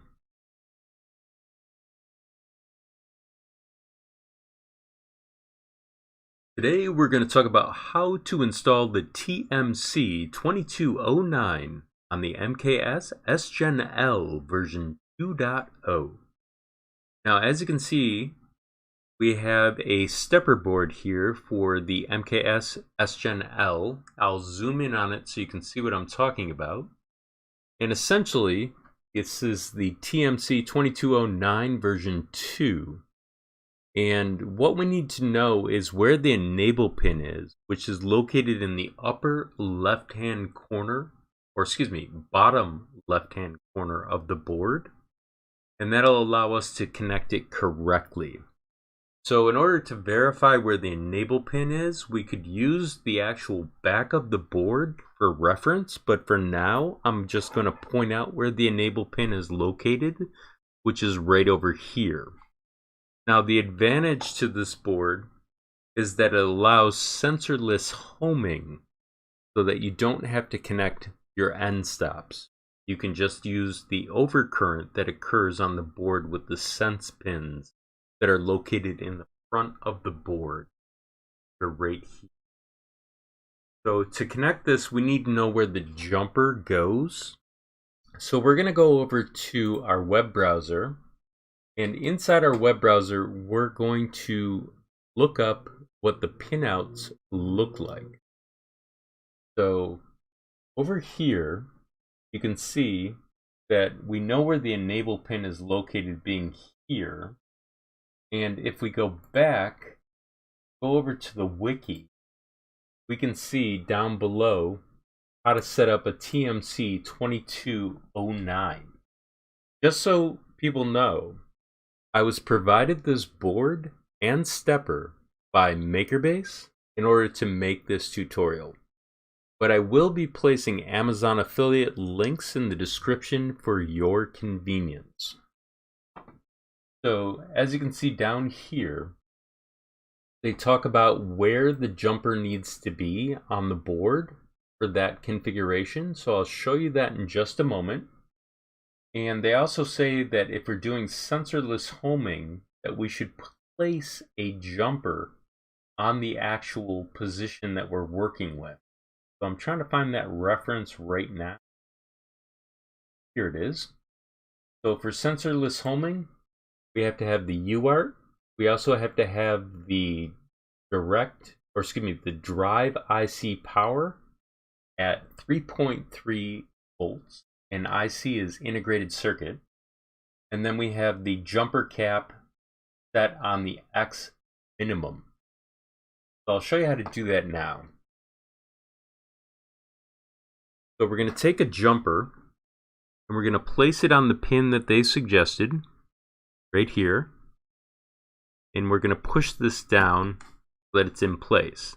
Then we have to do the X minimum, which I've already placed right here. It's the jumper that is right here. So we're good there. Next, we have to place the actual stepper in place. So I'm going to use this one because it has the actual heat fins on it. And I'm going to verify that the pins are in the right place. And they match up by color. So now that I have that in place, I'm actually going to first power up the board with USB.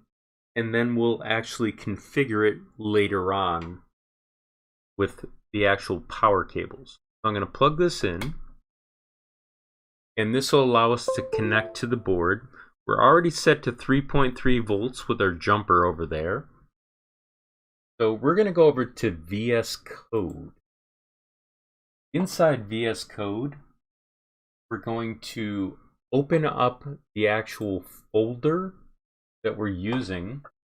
So we're going to click on the Explorer, then we're going to go to Open Folder, then we're going to go to our Downloads folder, then Marlin 2.0, then the Marlin 2.0 below that, then we'll click Select Folder, and this will bring up our environment for Marlin. And I'll put links in the description for your convenience as to where to find this information. So the next thing that we need to do is actually go to the Marlin folder, then the source folder, then the core folder, then boards.h. Inside here, we're going to do a search on MKS SGENL, and it's the SGENL version 2. So we're going to copy this, and notice how it's the LPC1769 for its chipset. That's going to be important later. So we're going to minimize that. Then we'll go over to configuration.h. We'll do a search on motherboard. And the default environment right now is for the ramps board. So we're going to paste our board over that. Then we're going to go up and we're going to change the serial port to -1. And then we're going to search on steppers. So I'm going to search on A4988. And we're only working with the X stepper in this case. So I'm going to remove the comment to enable it. Next, I'm going to find the TMC5160. I'm going to copy that. Going to then paste it right here. And then I'm going to scroll down and show you the default configuration right now is 80 for the steps for the X. So what we need to do is set this up proportional to the actual steppers. So I'm going to click on the advanced configuration. I'm going to go over here and I'm going to search on 800. May take a couple of tries to find, but this brings up our stepper for the X stepper. So the 16 here is proportional to the 80. So if you were to change this to 160, we'd need to change this to 32. If you were to change this to 320, we'd need to change this to 64, so on and so forth. Next, what we need to do is actually set up the actual environment that we're working for sensorless homing, but we also want to set up the debug environment. So what I'm going to do is I'm going to search on TMC_debug. I'm going to remove the comment for the moment for monitor driver status. Then I'm going to search again, and I'm going to remove the comment for define MC_debug so that we can use the command M122 for our G code. Next, what I need to do is search on sensorless homing.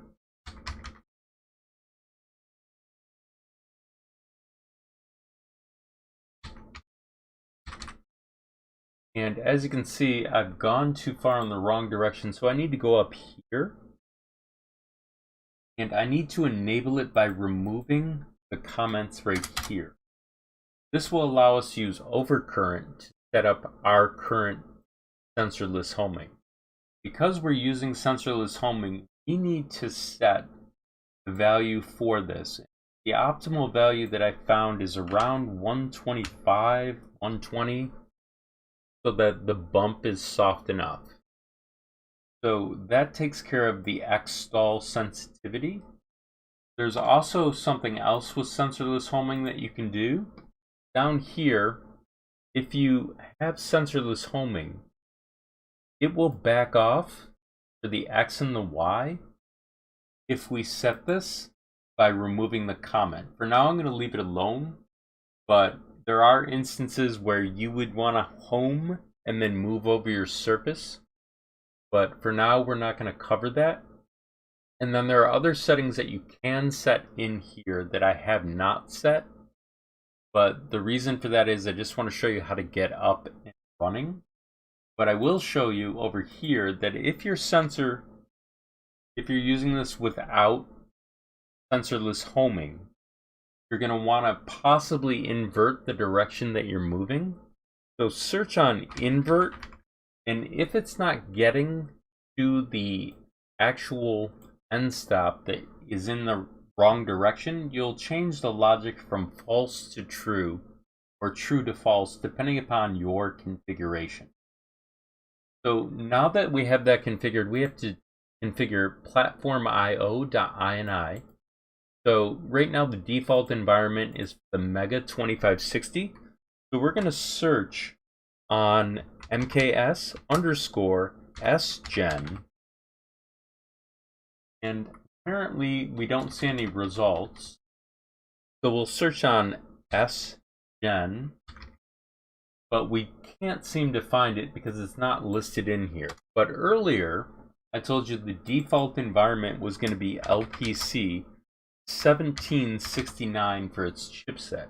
And that's what we found inside when we went to source for boards.h.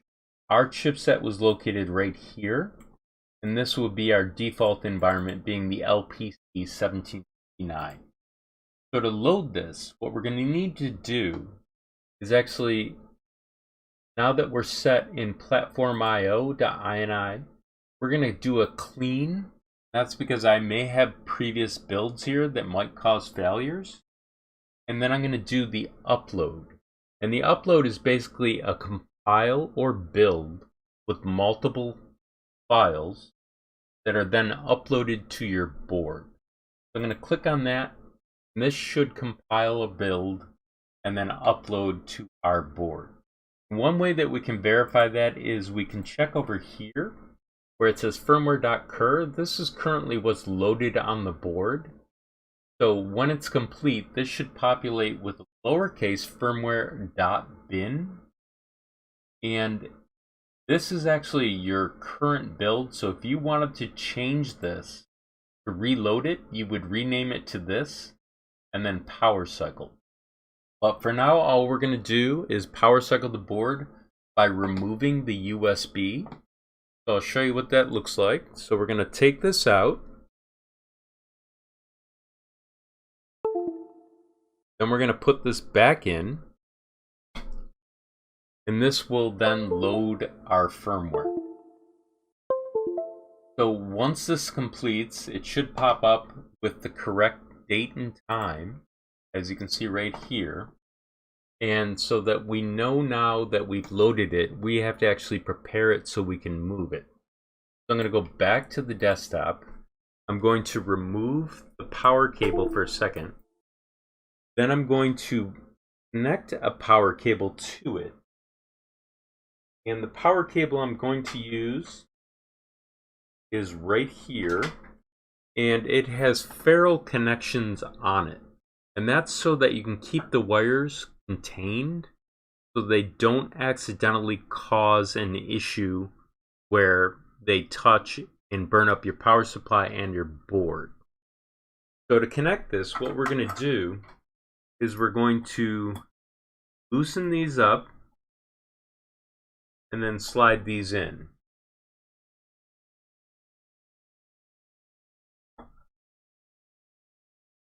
Once these are tightened down, we will power the system.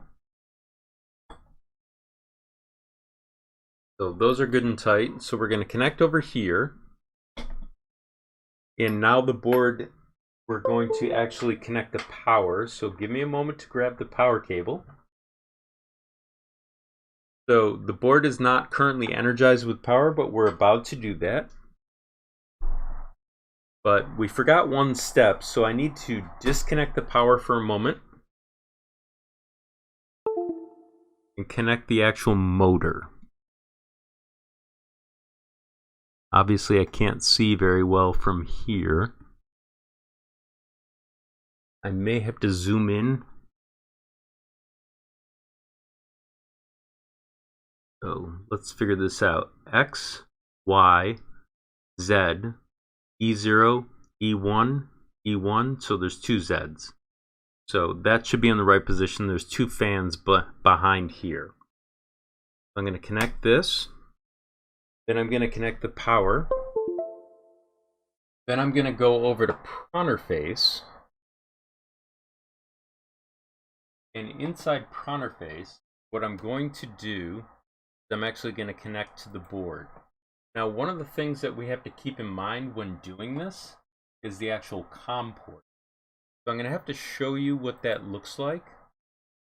So I'm going to bring up my device manager, and here's the COM port that we're working with. It's 10. So we'll change that in here so we can connect to the board. So this right here is currently 1, so now it's 10. Now we'll click connect, and it says printer is now online.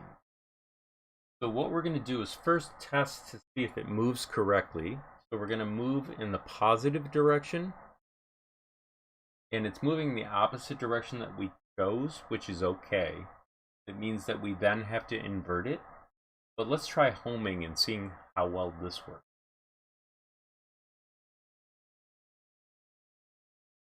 So it does work.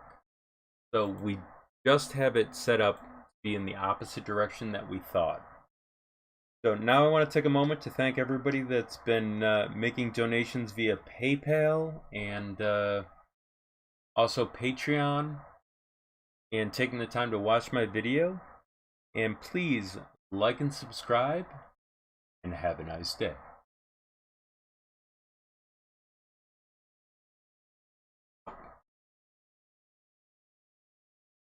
Okay, did that go better?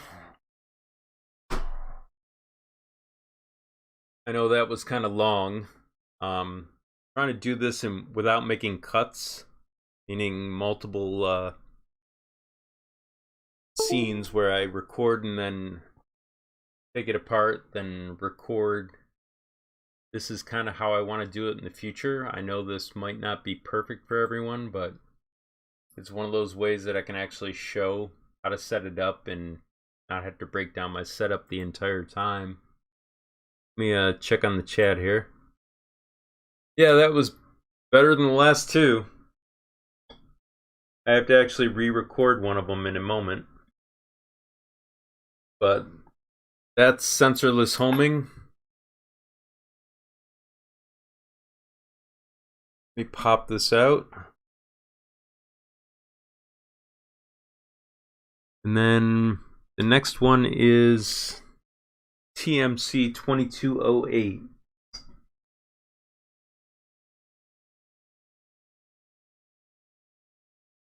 Pull this off.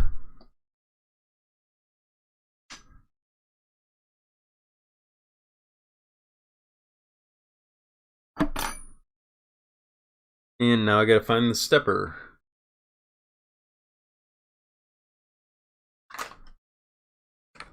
Put these back in the bag.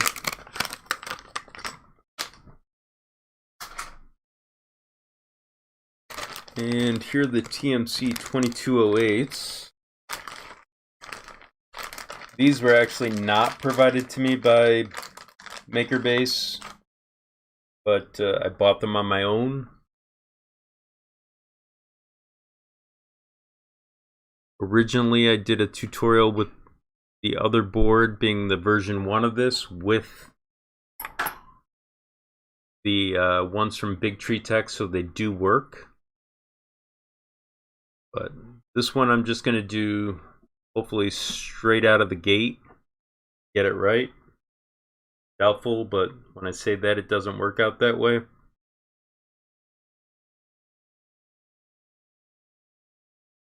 Yeah, I've practiced over 200 times and it still hasn't made me better. Usually I'm thinking about something while I'm doing it and forget a step. Or I forget something that's small. So I'm going to reset the camera for 2 seconds because 30 minutes it clicks off. That way I can avoid having it get all goofy on me. Gotta get my mark right. Test this out.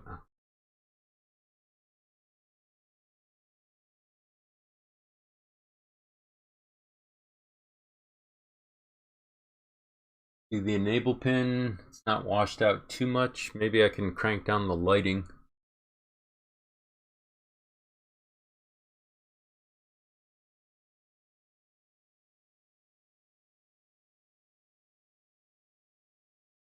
Looks a little bit better. That back up. And this one I'll just right out of the gate, hopefully. Okay, and now I need to reset everything else. So essentially what I'm doing is I'm closing down stuff.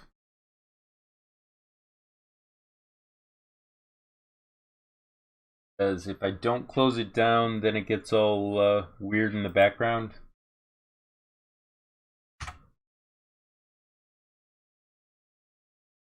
Find this, zip it.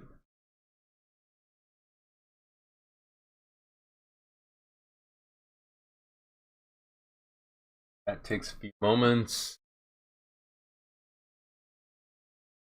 So let's see. Over to the web browser. Find the right setting for this. They say 2225. That looks very similar to other stepper.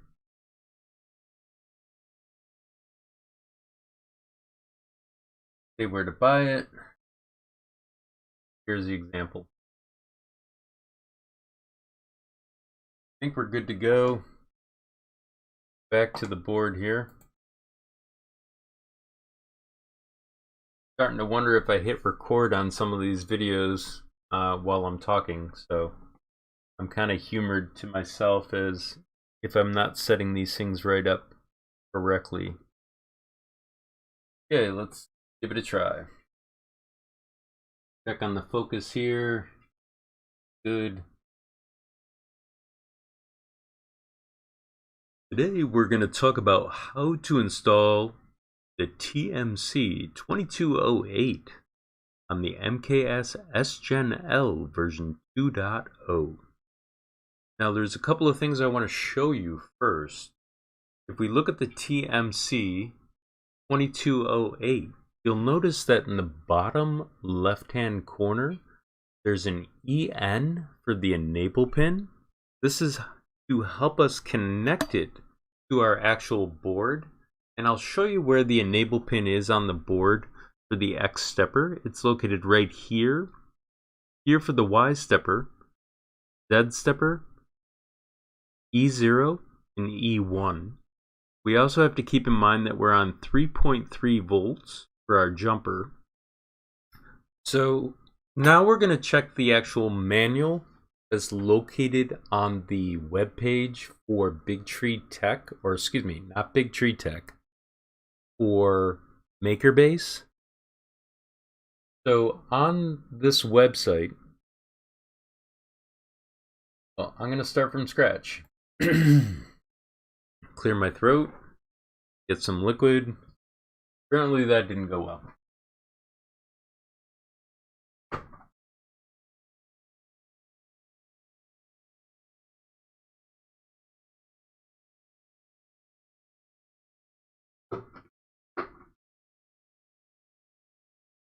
Just getting a little cotton mouth. I'll check on the chat.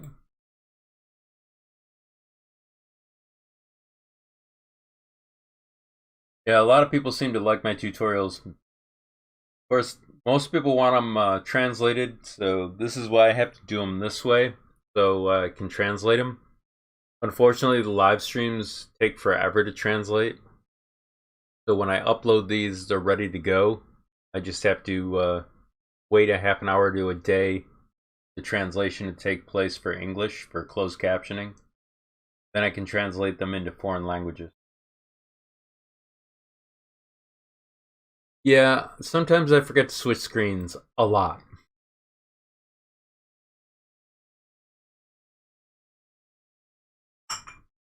The messed up thing is when you have to produce these by yourself, it's hard to switch the screens because you have to actually do it.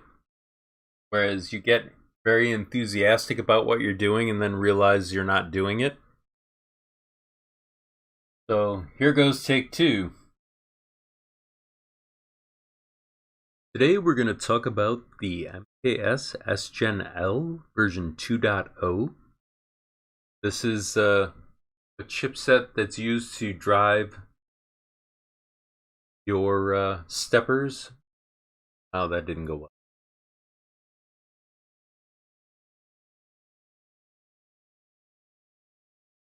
Today we're going to talk about the TMC5160 on the MKS SGENL version 2.0.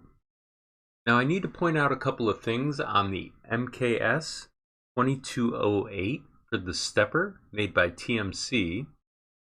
So as you can see right here, if I zoom in a little bit more, you'll see that there's an enable pin in the bottom left-hand corner of the chip, and that's going to be used to match it to the enable pin on the board. Now it's written on the back of the board as well as where the jumper settings should be, but we're going to check the website just to make sure. So we have an enable pin here, here, here, here, and here. So we already know where the enable pin technically is, but we have to set the jumper. So we're going to go over to the web page for a moment.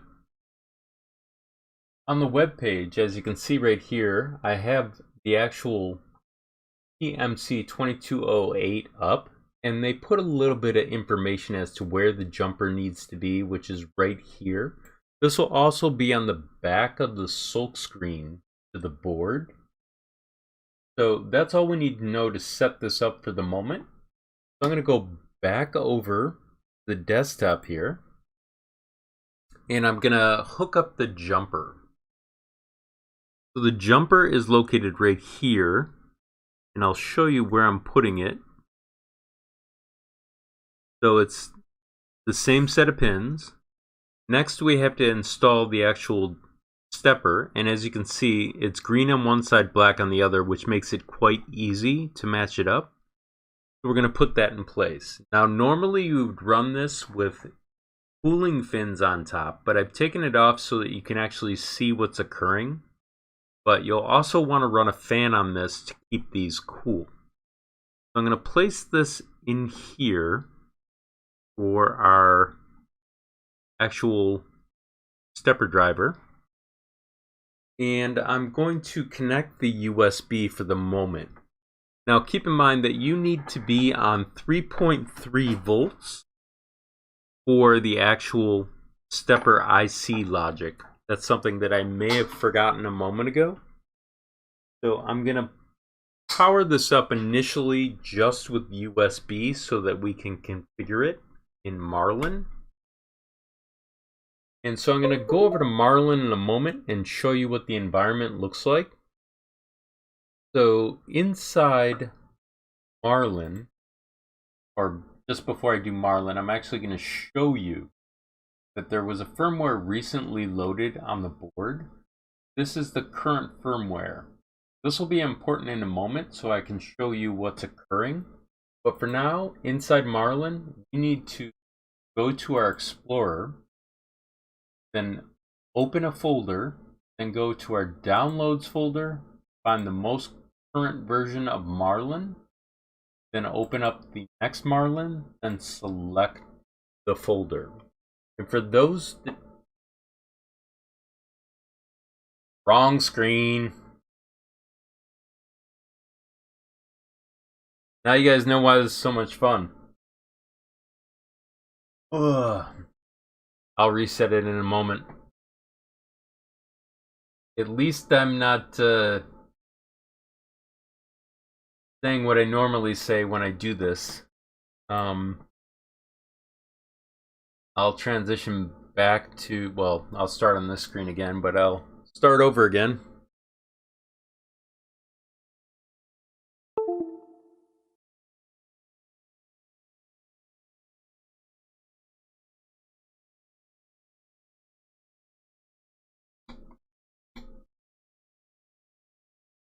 This is probably going to be the last one I do today, only because I'm starting to make more and more mistakes. Plus, I got a lot of editing to do to clean up some of the stuff, hopefully. So, let's get back to this. And I'm still recording. Okay, do this again. We get some of the cables out of the way too.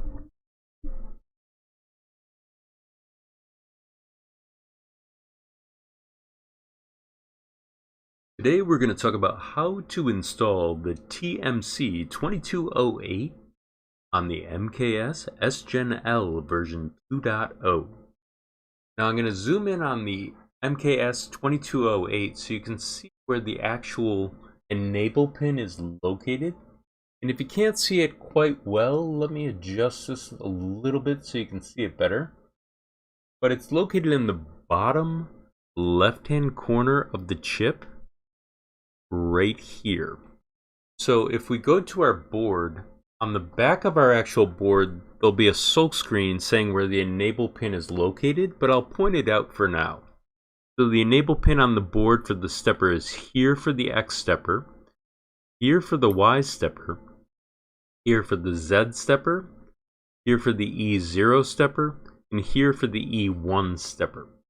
Now what we need to know is where to locate the jumper pin for the UART configuration on the TMC5208. So we're going to go over to the browser for a moment, and we're going to look it up, and this is on GitHub's browser. And inside here, as you can see, they talk about just right here where to connect the jumper. So that's the jumper position for UART. So what we're going to do is we're going to go back to our workbench and we're going to install that jumper. So the jumper is located right here. We're going to push that down. Now we already know where the enable pin is, and we can match the colors on the side of the board to place it in the correct position and then push that down. Now, just so you know, I'm running this currently without heat fins on top. Normally, you would run it with heat fins and a fan, but at this moment, I'm just showing you how to configure it. So I'm going to connect the motor over here for our X stepper. And then I'm going to connect the power. But before I forget, we need to make sure that we're on 3.3 volts for the IC logic, which is this jumper right here. And so now I'm going to plug this in. So I'm going to go over to my desktop and show you the actual what it looks like for the firmware, because the USB drive will pop up.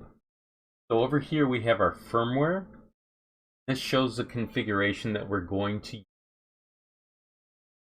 for our past load of the firmware. That's why it says CUR, being current. So I'm going to go over to VS Code, and inside VS Code I'm going to click on the Explorer, then I'm going to open a folder, then I'm going to go to my Downloads folder, my Marlin folder, then my other Marlin folder.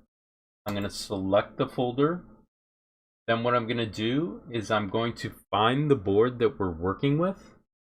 So I'm going to go to the Marlin folder, the source folder, the core folder, and boards.h. Inside boards.h, I'm going to search on MKS SGENL. And this is not our board because this is not the version 2 of the board. But if we go down here, we can find the version 2. We're going to highlight that and copy it. Note the actual chipset that we're working with, which is the LPC1769. So we're going to minimize this, go to configuration.h. We're going to search on motherboard, and the default configuration right now is the ramps 1.4. So we're going to paste our version over that. Then we're going to go up to the serial port, and we're going to say that it's -1. And then we have to search on our steppers to enable them. So we're going to search on A4988, and that'll bring us to our steppers. I'll remove the comment so we can enable it. Then we'll find the TMC5160. We'll copy it, paste it right here. Now that that's set, we need to set our default steps per millimeter or unit. So right now it's 80. So this is proportionally controlled with the advanced configuration. So we need to go over to configuration advanced for a moment and search on 800.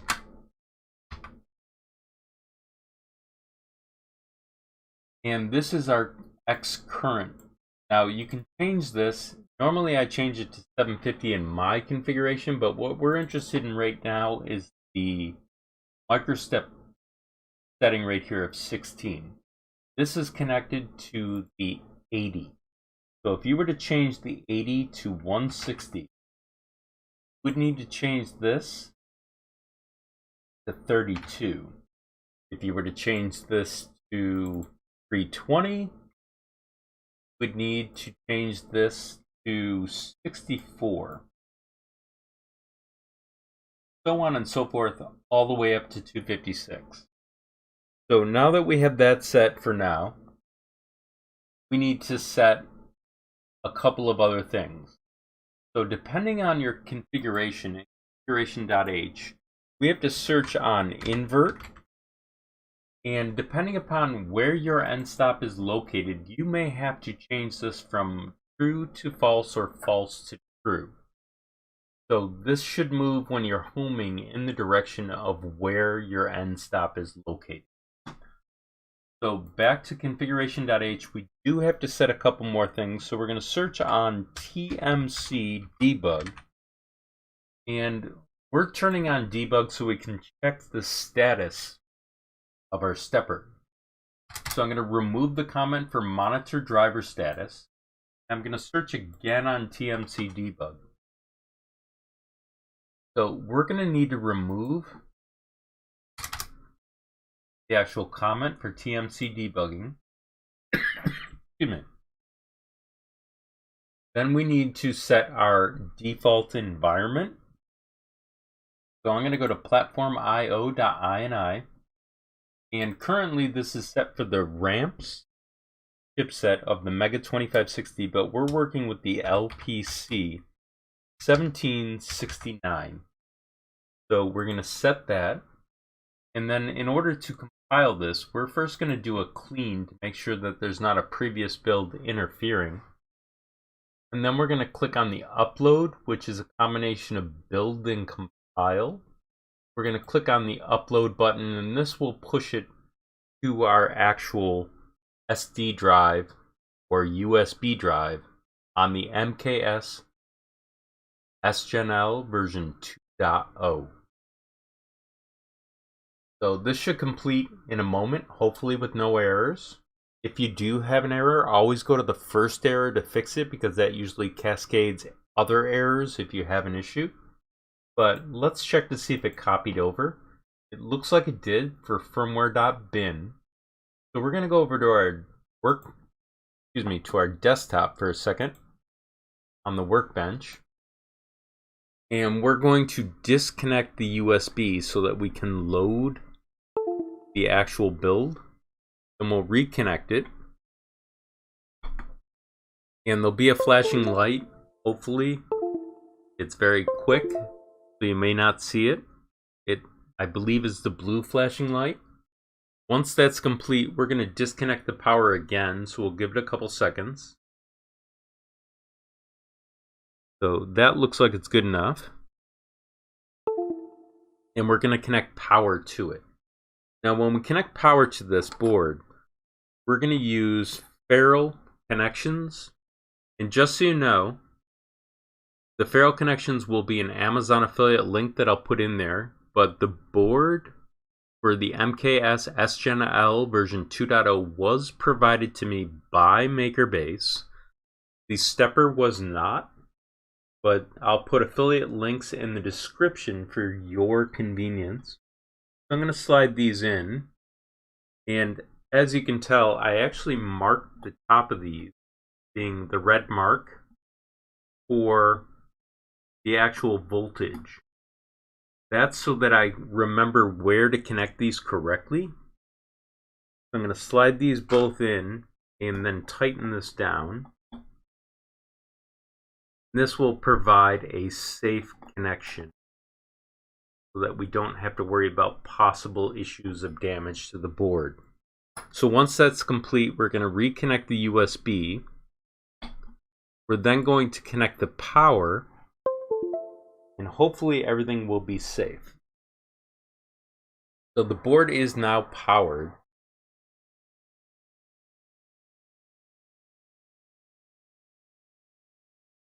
So what we're going to do next is we're actually going to go over to interface and see how things are looking. So this is going to take a second for me to set up here real quick.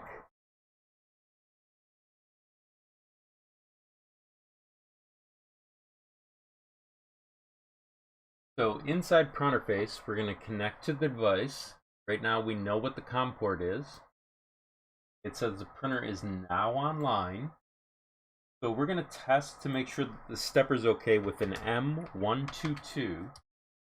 And what it says right here is that it's okay. So we're good there. So what we're going to do is move it 10 to see what's going on. And apparently it's not working very well. We're going to go in the other direction. And apparently it's not working well either. So we're going to stop for a second and figure out what's going on.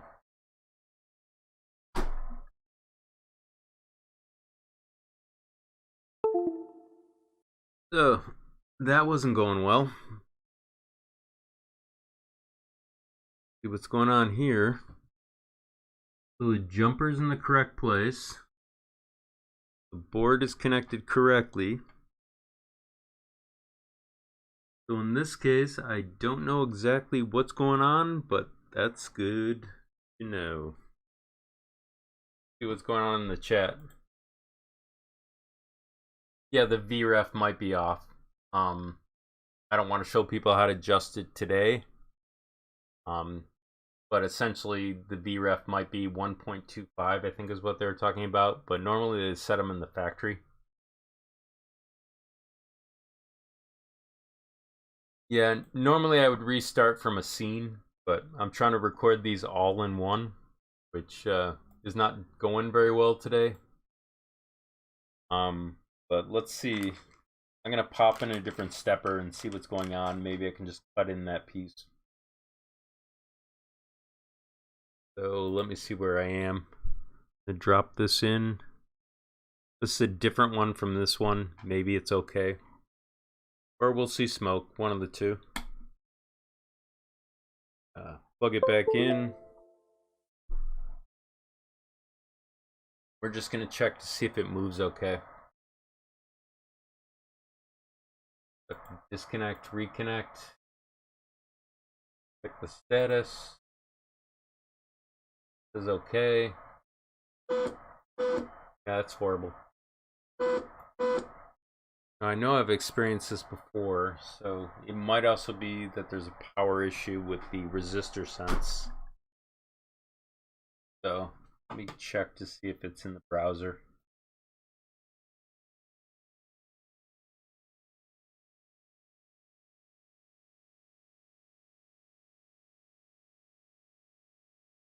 Funny thing is, if I drop in the SKR version of this chip, it probably will work right out of the gate. Try that.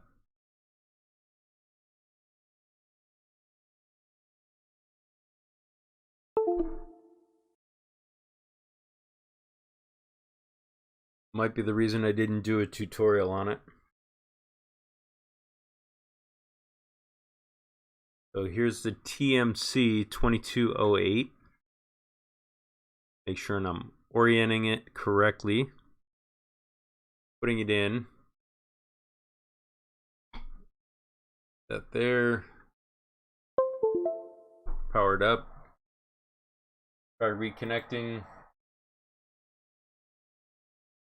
Check the status. Well, the good thing is it's an error that's the same everywhere else.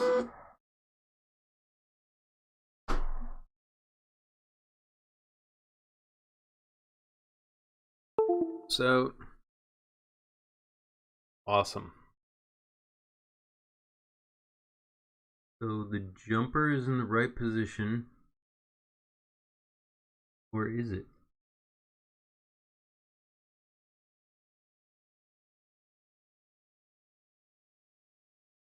Let me try a different jumper.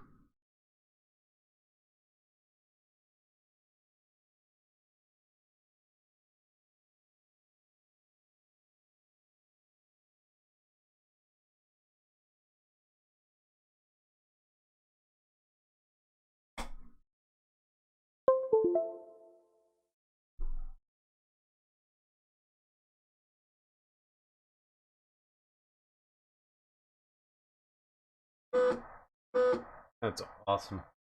So I'm going to crank that down to 750 actually. So if I go into VS Code, I think I know what it might be, but you never know. Search on 800.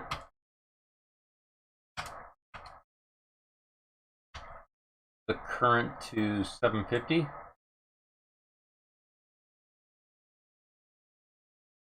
Oops.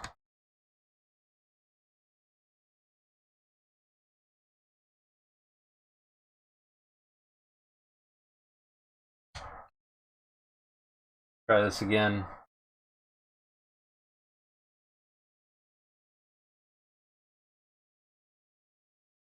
Funny feeling this might be the issue.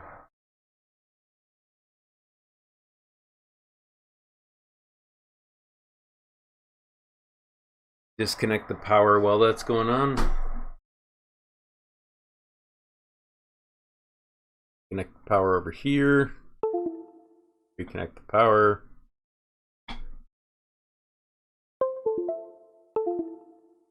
Workbench so you can see what I'm doing. Power it back on. Go to printer face. Side printer face, disconnect, reconnect. Check the status. Says it's okay. That's awesome. Connect the power. And I think it's time for me to take a break. because it's turning into comedy. I could change the steps in configuration. We'll try that one more time. But it's probably the VREF. But see if we can do that real quick. If I go to configuration.h, search on, what was it, A4988. Scroll down, change this to the defaults of 80. Back to configuration advanced, change this to 16. We'll load this.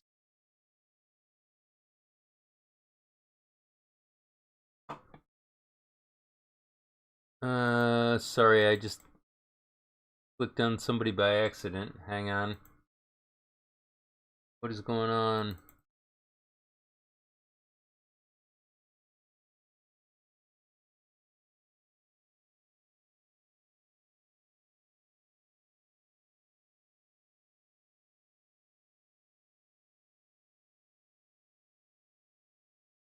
And I just clicked on somebody by accident. My apologies if I accidentally banned somebody. I didn't mean to do that. Oh, that's not going to load the board. But apparently Restream is goofy when I click on things.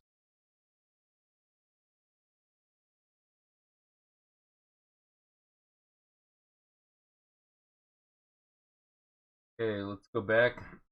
Check this one last time. But I'm starting to make mistakes everywhere, so might be a good time to quit for the day.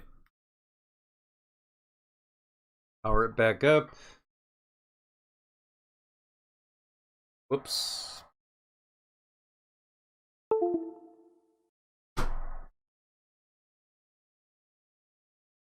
Power it back up.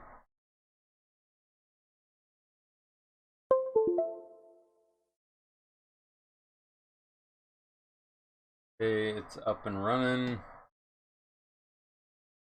Connect. Check. Okay, there's the issue. So apparently when I cranked up micro steps, it didn't want to work. But for now, you've seen me make way too many mistakes. So maybe this is a good time to take a break. Sorry about the stream as being slightly disorganized. But I'll be online tomorrow, probably at 6 p.m. because I got to work late. But thank you very, very much for coming by and chatting with me, and take care. And for those doing super chats and PayPal chats, thank you very much. It's greatly appreciated. So everyone take care and be safe.